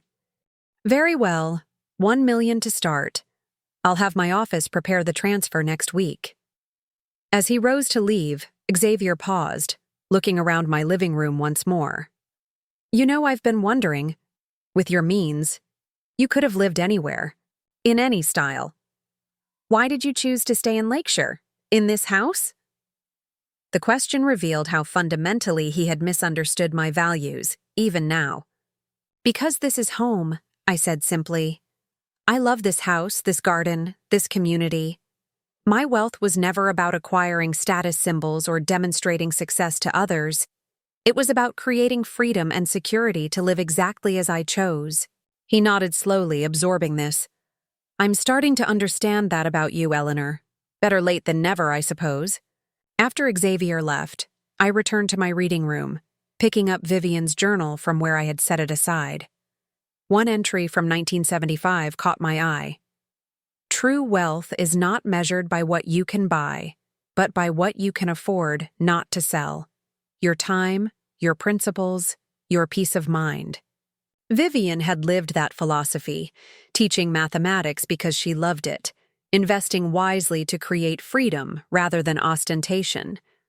I had followed her example, finding profound satisfaction in a life that appeared modest to observers but felt abundantly rich from within. Now, approaching retirement, I wondered what new freedoms awaited me. The foundation would provide purpose and connection to the field I loved. My financial security would allow me to travel, to pursue interests, to continue living independently in my beloved home, and perhaps, unexpectedly, I might develop new relationships with my family, connections based on genuine understanding rather than misplaced assumptions. Sunday's brunch loomed in my thoughts, the first family gathering since my revelation. At Bellamy's. Would the newfound respect from Josephine and Xavier extend to the rest of the family? Would Nathaniel, always the most traditional and judgmental, revise his lifelong perception of his sensible sister? Would my great-nieces and nephews, who had barely acknowledged my existence at previous gatherings, suddenly discover an interest in their wealthy great-aunt? The cynical part of me expected exactly that, attention based on financial status rather than personal connection. But perhaps that was unfair. People could surprise you, as Xavier had tonight. Relationships could evolve, even after decades of established patterns. I closed Vivian's journal and replaced it carefully on its shelf. Tomorrow would bring the final faculty meeting of the term, more preparation for the centennial celebration, and a visit from Dominic to finalize foundation details. Sunday would bring family brunch with all its attendant complexities. But tonight, in the quiet of my reading room with a half-finished glass of wine and the satisfaction of a life well lived, I felt a profound sense of peace. I had created this life brick by brick, choice by choice, over 5 decades. Whatever came next would be built on that solid foundation. The next morning dawned clear and bright, perfect weather for my final faculty meeting at Heathcliff Academy. I dressed with particular care in a tailored charcoal suit and silk blouse, professional attire that I had always favored for important school occasions. My mother's pearls completed the ensemble, a touch of sentiment on this milestone day. The faculty lounge was already crowded when I arrived. Colleagues from all departments had gathered for this end-of-term meeting, with the usual clusters forming: science teachers near the coffee station, humanities faculty by the windows, younger teachers checking phones while older ones exchanged summer plans. Eleanor, Margaret Winters, the English department chair, and my closest friend at Heathcliff waved me over.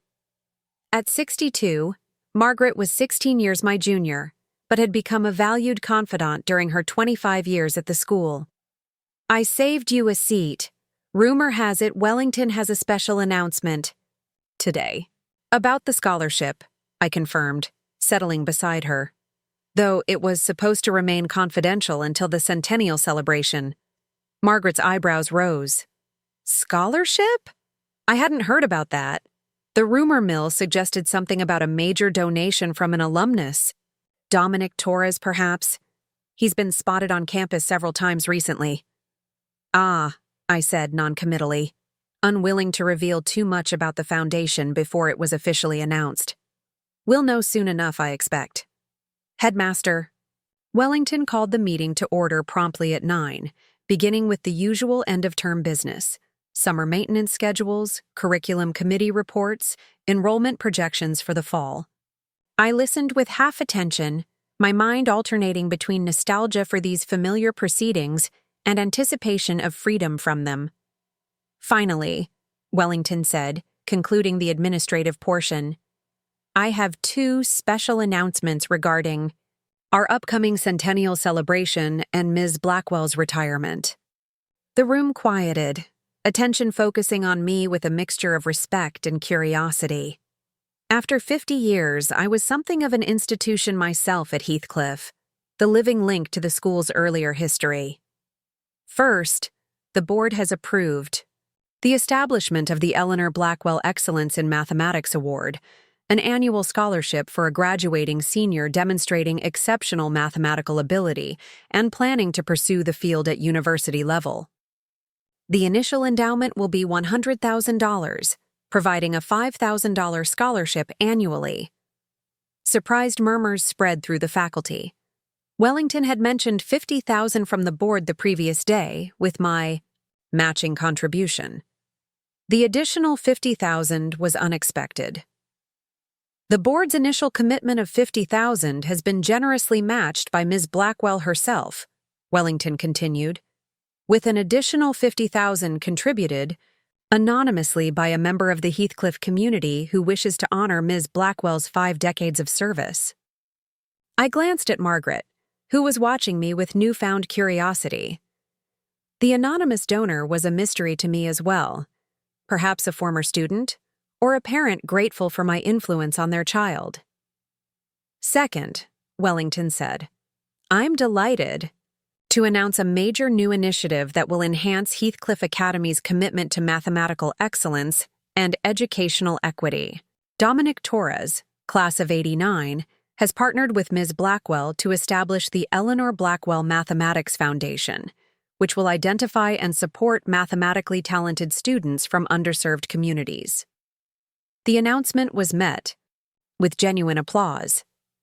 Dominic's success was well known among the faculty, many of whom remembered him as a student. His connection to me was also familiar. I had never hidden my pride in his accomplishments. The foundation launches with an initial endowment of $11 million, Wellington continued, with Mr. Torres and Ms. Blackwell as founding donors. This represents one of the largest educational philanthropic initiatives in Lakeshire's history. The applause faltered slightly as confusion spread through the room. Wellington's wording clearly implied that I was a major donor to this foundation, an unexpected revelation for colleagues who had known me for decades as a dedicated but modestly compensated teacher. Margaret leaned close, whispering, Eleanor, did I hear that correctly? You're a founding donor alongside Dominic Torres? I nodded slightly, watching realization dawn in her eyes. But that would mean, she began, then stopped, mathematical calculations clearly running through her mind. Eleanor Blackwell, you dark horse. Have you been secretly wealthy all this time? Not secretly, I corrected quietly, just privately. Further discussion was forestalled as Wellington concluded the meeting with logistical details for the centennial celebration.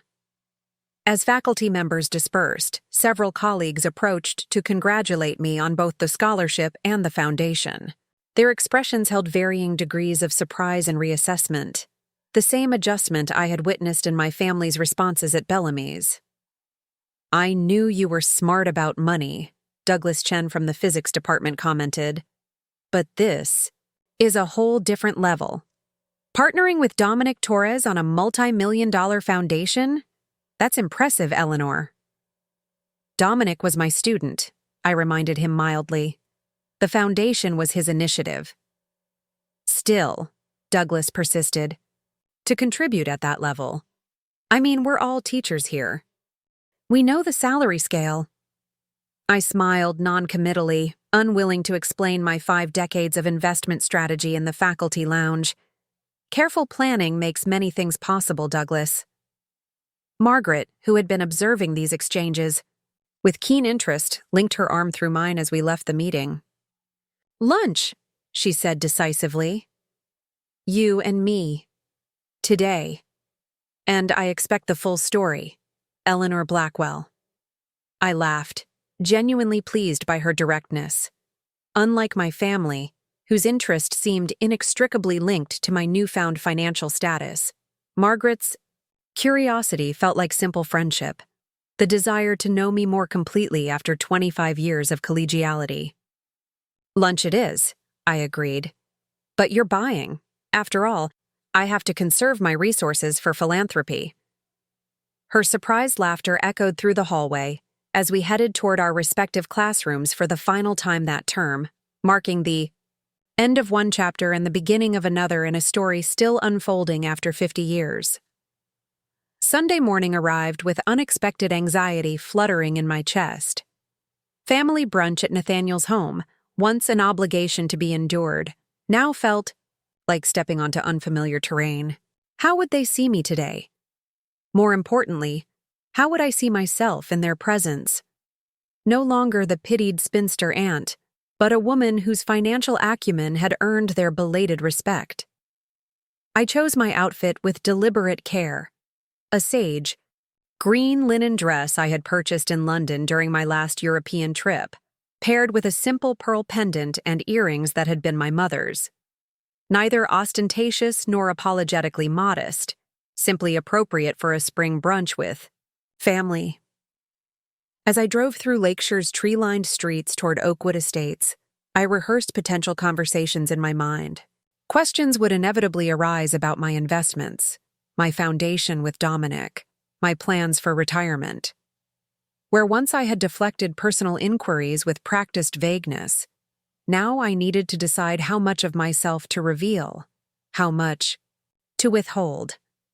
Nathaniel's Tudor-style home dominated its corner lot, freshly painted shutters complementing manicured landscaping that announced prosperity without shouting it.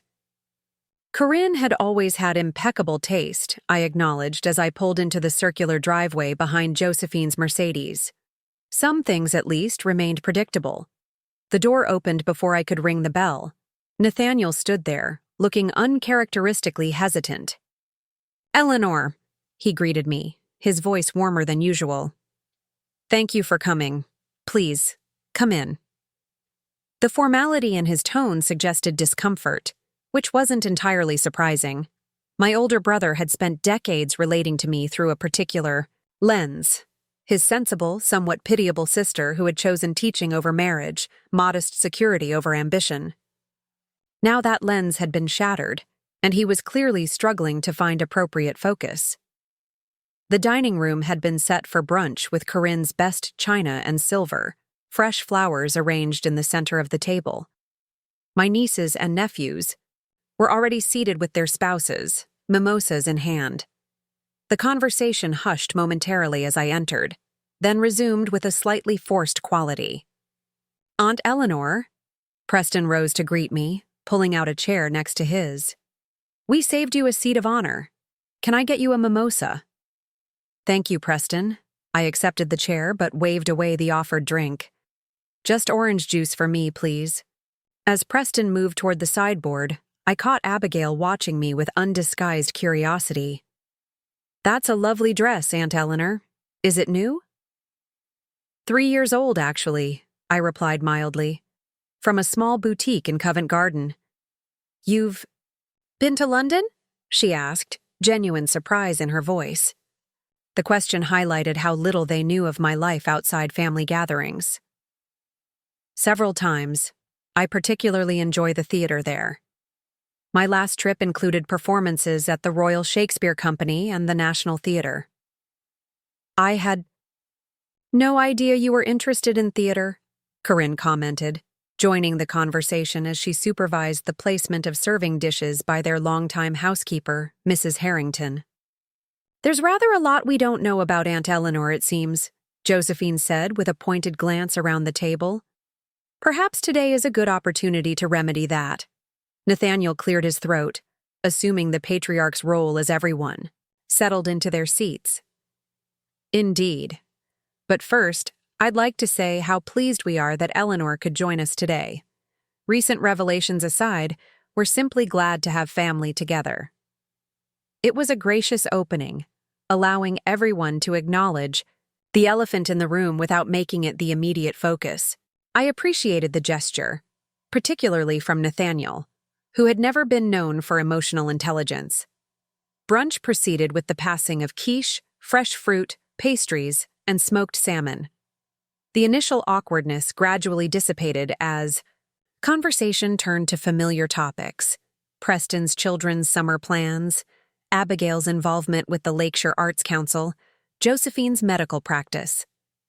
I participated more than usual, asking follow-up questions and offering occasional observations. Where once I had retreated into quiet observation at family gatherings, now I found myself genuinely curious about these relatives who were viewing me with new eyes. Eventually, as the meal wound down and coffee was served, Preston broached the subject that had clearly been on everyone's mind.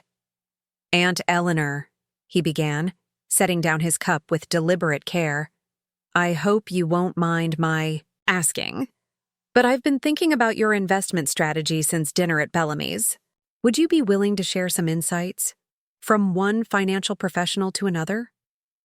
The question was posed respectfully, with none of the condescension that had characterized Preston's previous interactions with me. Still, I considered my response carefully. "What specifically interests you, Preston?" He leaned forward slightly, professional curiosity evident in his expression. "Your returns are exceptional by any standard. Even accounting for 50 years of compound growth, you've significantly outperformed market averages. I'm wondering about your asset allocation, rebalancing approach, and whether you utilized alternative investments." "Preston," Abigail chided, gently, "this is hardly the time for a financial seminar." "On the contrary," I interjected, "I don't mind discussing it." I turned back to Preston. "My approach has been remarkably consistent and considerably less sophisticated than you might imagine. I began with a simple principle taught to me by my mentor: buy quality and hold it. The market rewards patience above all else." Preston nodded, encouraging me to continue. "Initially, I invested in companies I understood, firms with strong fundamentals, ethical leadership, and products or services with enduring value. As my knowledge expanded, I diversified internationally and across sectors, but always maintained that core philosophy. I never attempted to time the market, never panic sold during downturns, and reinvested all dividends automatically. That's sound but conventional wisdom, Preston observed. Yet your results are anything but conventional. I smiled slightly. Perhaps the unconventional aspect was behavioral rather than strategic. While others reacted emotionally to market volatility, I simply continued my systematic approach. I lived well below my means, which allowed me to invest a substantial percentage of my income consistently. And I had the advantage of time, 50 years of uninterrupted compounding without early withdrawals for life emergencies or luxuries. "No financial advisor?" Josephine asked, seeming surprised. "Not initially. Vivian Reynolds guided me for the first decade. After her passing, I managed my own investments until about 15 years ago, when the portfolio reached a size that justified professional management. Since then, I've worked with Marguerite Chen at Vanguard Wealth." Preston's eyebrows rose slightly. Chen is highly respected. Her client minimum is usually 10 million. "We have history," I said simply, not elaborating on the fact that Marguerite had been my calculus student in the class of '97 before pursuing finance at Princeton. She had sought me out when she returned to Lakeshore to establish her practice, remembering my occasional classroom discussions of investment principles. "What? About real estate?" Xavier inquired, entering the conversation for the first time. "You mentioned owning several properties." "4 currently. I began with a duplex in Meridian Heights in 1984, reinvesting the rental income into additional properties over time. Real estate provided both portfolio diversification and reliable income, particularly valuable during market downturns." As coffee cups were refilled, the conversation shifted from investment strategy to the foundation I was establishing with Dominic. Nathaniel, who had remained largely silent during the financial discussion, finally engaged. "Tell us more about this mathematics foundation, Eleanor. It sounds like a significant undertaking for someone entering retirement." I detected genuine interest beneath his measured tone. It's an initiative close to my heart, I acknowledged. Throughout my teaching career, I've encountered extraordinary mathematical talent in students who lacked the resources or opportunities to develop their abilities fully. The Foundation aims to identify such students early and provide comprehensive support, financial assistance certainly, but also enrichment programs, mentorship, and pathways to advanced education. Why mathematics specifically? Corinne asked. Wouldn't a more general educational foundation have broader impact? It was a reasonable question, though it revealed how little she understood my passion for my field. Mathematics is the language of science, technology, engineering, virtually every field driving innovation in our world. Yet mathematical talent is often overlooked or underdeveloped, particularly in resource-limited educational environments. By focusing specifically on mathematics, we can address a critical gap while playing to my expertise. And Dominic Torres approached you with this concept? Nathaniel asked. Yes. He credits his own success partly to the mathematical foundation he received at Heathcliff, and particularly to the additional support I provided during his time there. The foundation represents his way of extending similar opportunities to students who might otherwise be overlooked. It's remarkable that he remembered you so specifically after all these years, Corinne commented, her tone suggesting she found this surprising. I smiled, recognizing the implicit assumption that a teacher's influence would naturally fade with time. Teachers often plant seeds that flower years or decades later, Corinne. I've been fortunate to maintain connections with many former students throughout their adult lives. Like Dr. Chen, apparently, Preston observed with newfound respect. And many others, I confirmed. Physicians, engineers, researchers, entrepreneurs, all shaped in some measure by their mathematical education. That continuity, that ongoing connection to young minds developing over time, has been one of teaching's greatest rewards. More rewarding than financial success? Xavier asked bluntly.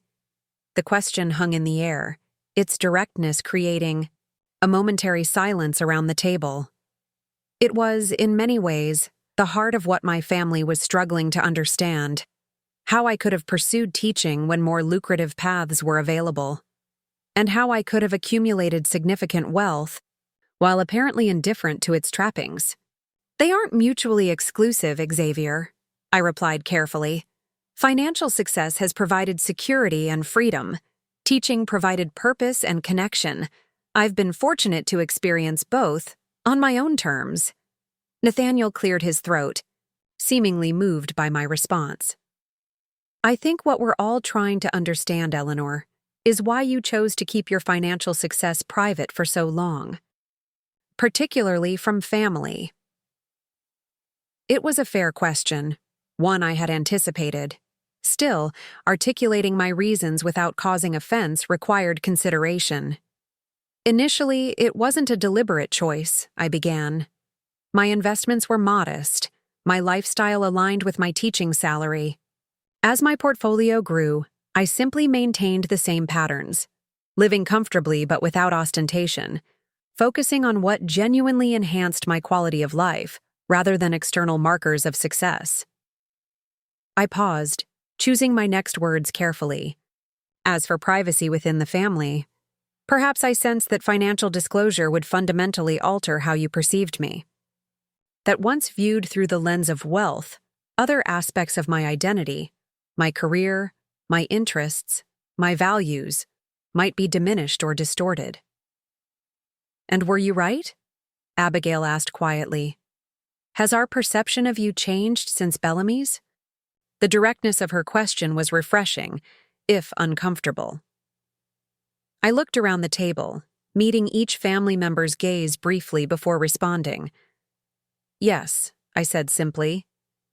Though whether that change reflects genuine interest in knowing me more fully or merely reassessment of my value remains to be seen. My candor created another moment of silence, broken unexpectedly by Josephine's laugh, sharp and genuine. "Well, that's fair," she acknowledged. "We've been rather transparent in our sudden increased interest, haven't we? I suppose 50 years of condescension can't be undone in a week." Her honesty lightened the moment, allowing others to smile ruefully at the truth in her observation. "Perhaps we could start fresh," suggested Marcus, Abigail's husband, who had remained quiet throughout most of the conversation. Not pretending the past didn't happen, but deliberately choosing to build new relationships based on who we all are now. It was an insightful suggestion from the family member I knew least well. Marcus had married Abigail 5 years earlier after her divorce from her first husband. As a sociology professor at Lakeshore University, he had always seemed slightly apart from the family's business-oriented culture. "I'd like that," I said sincerely. "As would I," Nathaniel agreed, surprising me with the emotion evident in his voice. "Eleanor, I owe you an apology for years of, well, frankly, for years of patronizing you. Your career choice, your lifestyle. I viewed them through my own narrow lens of success rather than recognizing their intrinsic value. I missed the opportunity to know my sister as the remarkable woman she is. The uncharacteristic vulnerability from my normally reserved brother touched me deeply. Thank you, Nathaniel. That means a great deal." As brunch concluded and family members began to disperse, Abigail approached me privately while I was collecting my handbag. "Aunt Eleanor," she began hesitantly, "I've been wanting to ask you something, but I wasn't sure how to broach the subject." "Go ahead," I encouraged, curious about what had my typically confident niece looking so uncertain. "My daughter, Sophia. You know she's 17 now, finishing her junior year at Westlake Prep?" I nodded, recalling the quiet, thoughtful girl I saw at holiday gatherings. "She's struggling with some decisions about college and career path. Her father, my ex-husband, is pushing for business school, following the family tradition. But Sophie's passionate about environmental science, particularly forest ecology. They've been arguing constantly." "And how can I help?" I asked, genuinely interested. Abigail hesitated. "Would you be willing to talk with her? Share your perspective on choosing a path based on passion rather than family expectations? You're the only one in our circle who's truly forged an independent course." The request surprised and moved me. For the first time, a family member was seeking my guidance not because of my newly revealed wealth, but because of the values and choices that had shaped my life. "I'd be delighted to speak with Sophia," I assured her. "Perhaps she could visit me for tea next week. My garden is lovely this time of year." "That would be wonderful," Abigail said, visible relief in her expression. "She admires you, you know. Even before the Bellamy's revelation. She told me once that you were the only grown-up who asked about her interests rather than her grades or college plans." This glimpse into my great-niece's perception touched me unexpectedly. I had always made a point of engaging meaningfully with the younger generation at family gatherings, but had never been sure whether my efforts were appreciated or even noticed. "I look forward to our conversation," I told Abigail sincerely. "Tell her she's welcome any afternoon next week." As I drove home from Nathaniel's, I reflected on the morning's interactions. The family dynamic had indeed shifted, though not entirely, as I had anticipated. Yes, there was newfound respect based on my financial success, Preston's interest in my investment strategy, Xavier's contribution to the foundation, but there were also glimmers of more authentic connection. Nathaniel's apology, Abigail's request regarding Sophia, Josephine's refreshing candor about the family's changed perception. Whether these initial openings would develop into meaningful relationships remained to be seen. Patterns established over decades don't transform overnight, regardless of catalyzing revelations. But for the first time in years, I felt cautiously optimistic about my family connections. Not because they now viewed me as financially successful, but because that revelation had created space for them to see me more fully as a person. The remainder of the day passed in pleasant solitude, reading in my garden, preparing class materials for the final week of term, and reviewing foundation documents sent by Dominic's legal team. By evening, my thoughts had turned from family matters to the week ahead, particularly the centennial celebration scheduled for Saturday. According to Headmaster Wellington, the event would include the formal announcement of my retirement, the establishment of the Eleanor Blackwell Excellence in Mathematics Award, and a reception honoring my 50 years of service. Former students from across 5 decades had been invited, along with current faculty, board members, and distinguished alumni. The scale of the celebration both touched and unsettled me. Throughout my career, I had preferred to work quietly, finding satisfaction in individual student achievements rather than public recognition.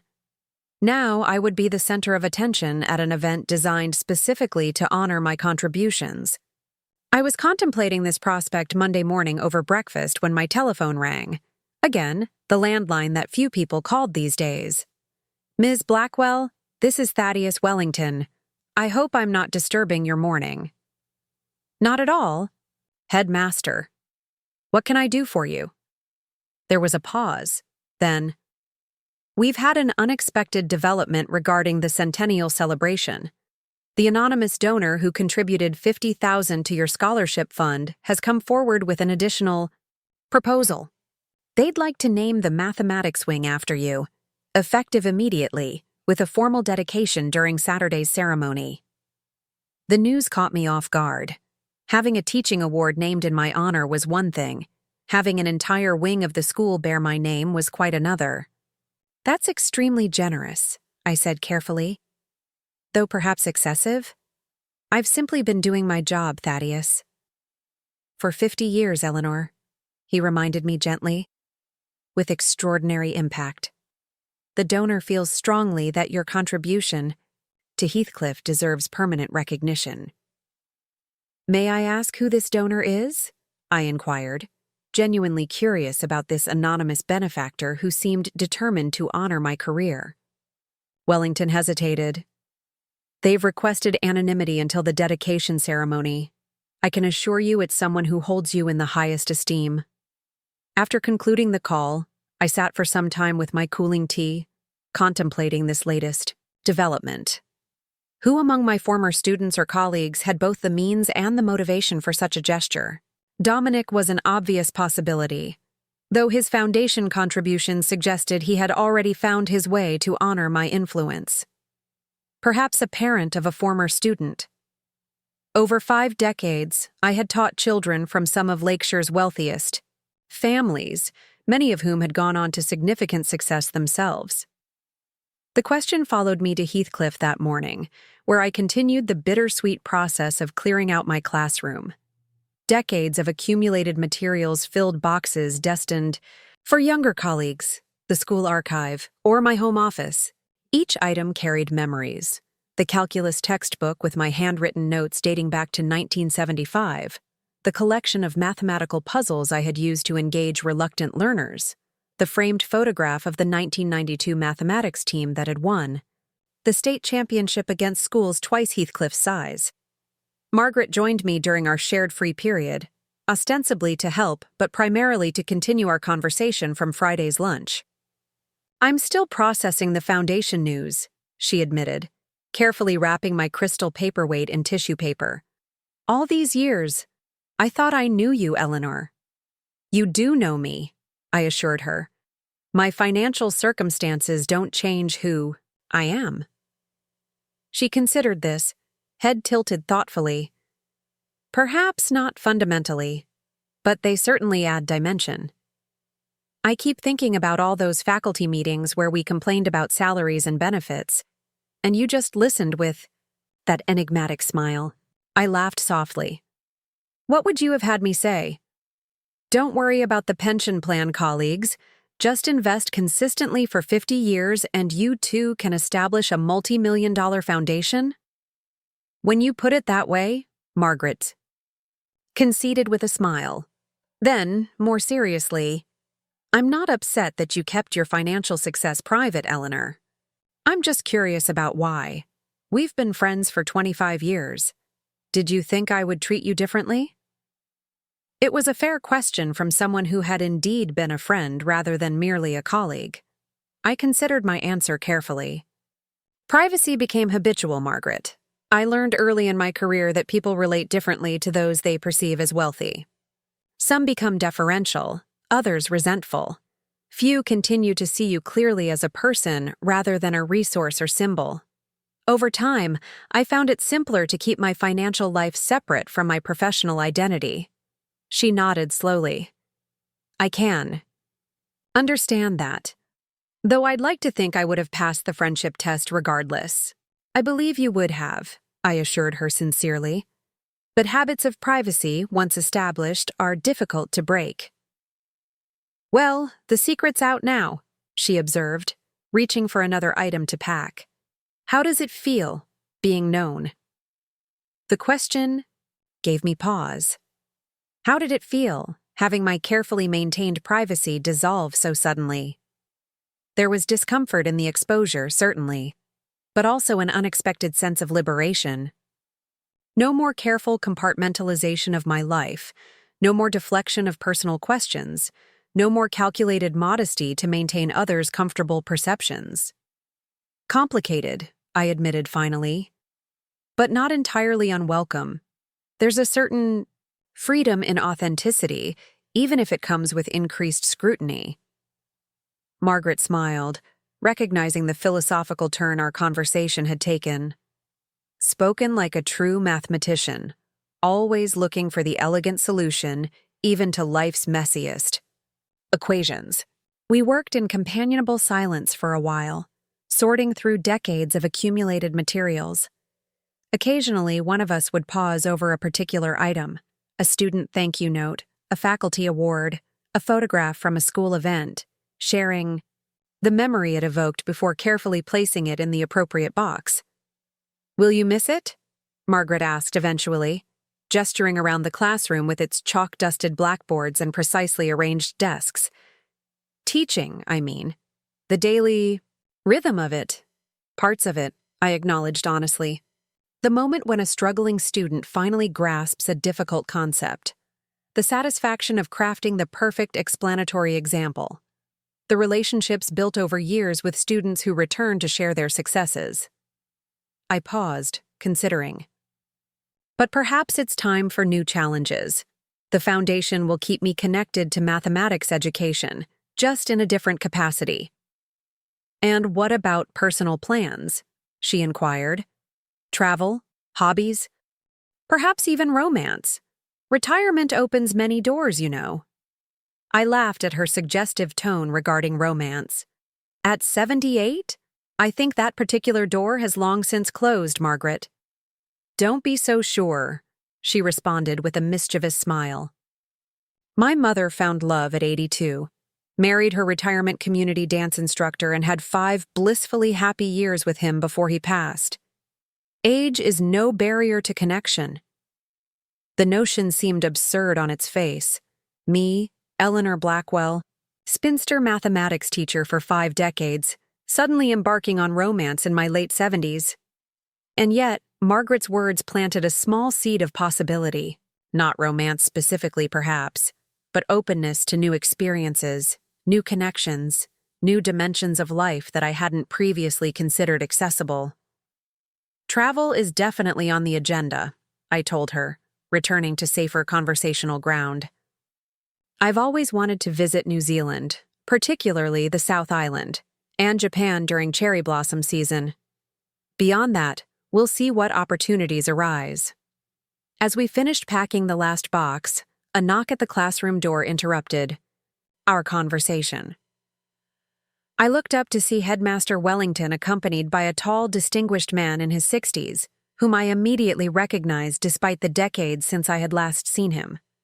Ms. Blackwell, Wellington began formally. I believe you know Dr. Harrison Pierce. He's here to discuss some details regarding Saturday's celebration. Harrison Pierce, class of '78, valedictorian, National Merit Scholar, and eventually renowned cardiothoracic surgeon.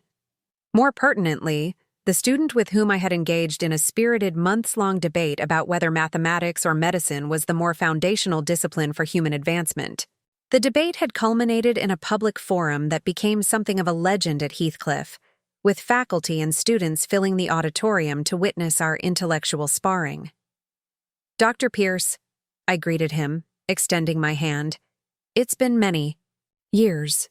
"Far too many, Miss Blackwell," he replied, his handshake firm and warm. "Though I've followed your career from afar. 50 years at Heathcliff, a remarkable legacy." Wellington, apparently satisfied with the introduction, excused himself with a murmured comment about administrative matters requiring his attention. Margaret, sensing a private conversation developing, gathered her belongings with a whispered promise to continue our discussion later. As they departed, Harrison Pierce gazed around my half-dismantled classroom with evident nostalgia. "It looks smaller than I remember. Funny how memory works. The room hasn't changed," I assured him, "but perspective shifts with time and experience." He smiled at the observation, then turned to face me directly. "I imagine you're wondering why I'm here, Ms. Blackwell." The thought had crossed my mind, I acknowledged. "Headmaster Wellington mentioned something about Saturday's celebration." Harrison nodded, seeming to choose his words carefully. "I understand there's to be a dedication of the mathematics wing in your honor. I wanted to ensure that the plaque meets with your approval before it's permanently installed." He reached into his briefcase and withdrew a velvet-wrapped package, which he placed on my desk and carefully unwrapped to reveal a bronze plaque. The inscription read, "The Eleanor Blackwell Mathematics Center." Dedicated to the teacher who showed generations of students that mathematics is not merely a subject to be studied, but a language through which the universe reveals its deepest truths. Established May 2025 in honor of her 50 years of distinguished service, the wording was elegant and deeply moving, capturing the essence of my approach to teaching mathematics with unexpected precision. "It's lovely," I said, genuinely touched. Though I'm still not entirely comfortable with such public recognition. The discomfort of the honoree is often inversely proportional to the merit of the honor," Harrison observed with a smile. "Put another way, those most deserving of recognition are frequently those least comfortable receiving it." I studied him more carefully, a suspicion forming in my mind. "Are you, by any chance, the anonymous donor Wellington mentioned?" His expression remained deliberately neutral. "The donor prefers to remain anonymous until Saturday's ceremony." "That's not a denial, Harrison." He smiled slightly. "No, it's not." Then, changing the subject, "I understand you're establishing a foundation with Dominic Torres. Mathematics education for underserved communities, an admirable initiative." "Thank you," I replied, allowing the deflection for the moment. "It's work I believe in deeply." "As do I," he said, surprising me. "In fact, I'd like to discuss potential collaboration between your foundation and the Pierce Family Health Initiative. We've been developing STEM education programs for underrepresented students entering medical fields. There's natural synergy with your mathematical focus." The proposal was unexpected, but intriguing. I'd be very interested in exploring that possibility. Perhaps after the centennial celebration? "Perfect. We could meet for lunch next week to discuss details."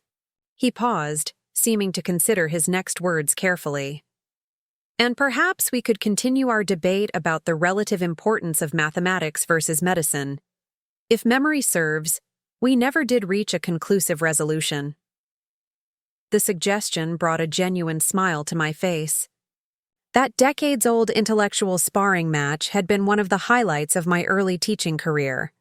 Challenging, stimulating, and immensely enjoyable. "I'd like that," I told him sincerely. "Though I should warn you, my position has only strengthened with time." "As has mine," he countered with mock seriousness. We may need more than lunch to settle the matter once and for all. Dinner, then, I suggested impulsively. The week after next, perhaps? My treat. He raised an eyebrow, clearly surprised by my directness. I'd be delighted, though I insist on paying. Professional courtesy. Doctors always pick up the check. For teachers, it's practically in the Hippocratic Oath. I laughed, enjoying the easy banter that had resumed as if decades hadn't intervened. Very well, I'll concede that point. But don't expect similar concessions in our mathematical medical debate. As Harrison departed, promising to finalize details for both our lunch meeting and dinner engagement, I found myself contemplating this unexpected development with a mixture of surprise and pleasure. What had begun as a professional discussion about foundation collaboration had somehow evolved into what felt suspiciously like a date? At 78? The notion was as ridiculous as it was exhilarating. And yet, why not? Retirement was opening doors I hadn't anticipated, new professional opportunities through the foundation, new family dynamics following my financial revelation, and now, potentially, new personal connections as well. Margaret's words about her mother finding love at 82 echoed in my thoughts. Perhaps age truly was no barrier to connection, intellectual, emotional, or otherwise. Perhaps this final chapter of my life might contain surprises beyond anything I had imagined during those decades of careful planning and disciplined investing. As I locked my classroom door for what might be the final time, I felt an unexpected surge of anticipation for what lay ahead. 50 years of teaching had shaped me profoundly, but they hadn't defined me completely. There were still equations to solve, theorems to prove, connections to make, in mathematics and in life. The future stretched before me, not as a winding down, but as an opening up. And for the first time in many years, I found myself genuinely curious about what it might hold. Saturday morning dawned clear and bright, as if nature itself had decided to honor my 5 decades at Heathcliff Academy. I stood before my bedroom mirror, adjusting the collar of my royal blue dress, a new purchase for this occasion, something I rarely indulged in. At 78, I found myself facing a day of public recognition with a mixture of trepidation and quiet pride. The centennial celebration would begin at noon, with hundreds of guests expected, current students, faculty, board members, and alumni, spanning 5 decades of Heathcliff history. Among them would be my family, seeing me in my professional element, for the first time. Nathaniel had called yesterday to confirm their attendance, mentioning that even Xavier was flying back early from a business trip in Tokyo to be present. Their newfound interest in my career was still an adjustment, gratifying yet strange after so many years of indifference. As I gathered my things to leave, my gaze fell on Vivian Reynolds' investment journal, which I had placed on my bedside table the night before. A wave of gratitude washed over me for her guidance, which had shaped not just my financial life, but my entire approach to building something meaningful over time. I tucked the small journal into my handbag, a talisman of sorts for this transitional day. The Heathcliff campus was transformed when I arrived. Banners celebrating the school's centennial hung from historic buildings, flowers adorned every entrance, and a large tent had been erected on the main lawn for the reception. Staff bustled about with last-minute preparations while early arrivals gathered in small clusters, many faces familiar to me despite the passage of years. Ms. Blackwell! The voice belonged to Zachariah Pembroke, my former student now in his 50s, accompanied by a young man who bore his unmistakable features. I'd like you to meet my son, Matthew. He's starting at MIT this fall, mathematics, of course. Throughout the morning, similar reunions multiplied. Former students, now accomplished adults, many with children of their own, all eager to share how mathematics had shaped their lives. Their stories formed a living testament to the ripple effects of education, impacts extending far beyond what any teacher can witness directly. At precisely noon, Headmaster Wellington called the gathering to order. From my seat on the stage, I could see my family in the front row: Nathaniel and Corinne, Xavier, Josephine, Preston, Abigail and Marcus, even great-nieces and nephews I barely knew. Their presence moved me unexpectedly. Wellington's opening. Remarks traced Heathcliff's century of educational excellence, leading naturally to recognition of my contribution to that legacy. When he invited me to the podium, the applause was sustained and genuine, warming me despite my lifelong discomfort with public attention. For 50 years, I began, I have had the privilege of teaching mathematics at Heathcliff Academy. Many would call this dedication. I call it good fortune. I spoke briefly about my journey, the joy of witnessing young minds engage with mathematical concepts, the satisfaction of maintaining connections with students across decades, the profound belief in education as the most powerful force for positive change in our world. Mathematics teaches us that patterns matter, I continued. That consistency, applied over time, yields remarkable results. That what seems impossible can become beautifully, elegantly possible with the right approach. These principles hold true not just in equations, but in life itself. As I concluded my remarks, Wellington stepped forward again, this time accompanied by Harrison Pierce. "We have one final announcement," Wellington said. "As many of you know, the mathematics wing will henceforth be known as the Eleanor Blackwell Mathematics Center. What you may not know is the identity of the donor who made this possible, along with a substantial endowment to ensure the center's programs flourish for generations to come." Harrison stepped to the microphone. "Ms. Blackwell once told me that if I ever decided mathematics was more fundamental than medicine, she would consider her teaching career complete." Laughter rippled through the audience. While I still maintain that medicine deserves equal billing, I cannot overstate the impact her teaching had on my life and career. This dedication honors not just her 50 years at Heathcliff, but the thousands of lives she has shaped through her extraordinary gift for illuminating mathematical truths. The revelation of Harrison as the anonymous donor touched me deeply, not just for the generosity of the gesture, but for the full circle moment it represented. My former student, once a brilliant teenager arguing passionately for the primacy of medicine, now honoring the mathematical foundation that had helped shape his remarkable career. When the formal proceedings concluded, I found myself surrounded by well-wishers, colleagues, former students, family members, all waiting to speak with me. Among them was Sophia, Abigail's daughter, who approached somewhat shyly. "Great Aunt Eleanor," she began, "Mom told me about your offer to talk about college choices. I'd really like that. What you said today about patterns and consistency. But it made me think about my own path differently. I look forward to our conversation," I told her sincerely, seeing in her earnest expression echoes of my own youthful uncertainty about choosing an authentic path. Later, as the celebration transitioned to an informal reception, my family gathered around me, their expressions holding newfound respect that went beyond my recently revealed financial status. "I had no idea," Nathaniel said simply, "about the impact of your work, the way those former students speak about you."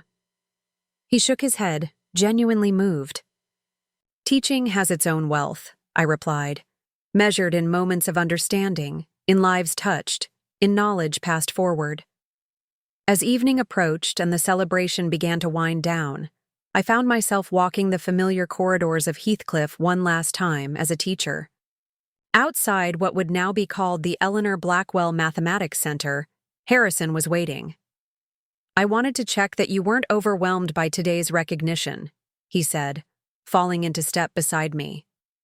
"Not overwhelmed," I assured him.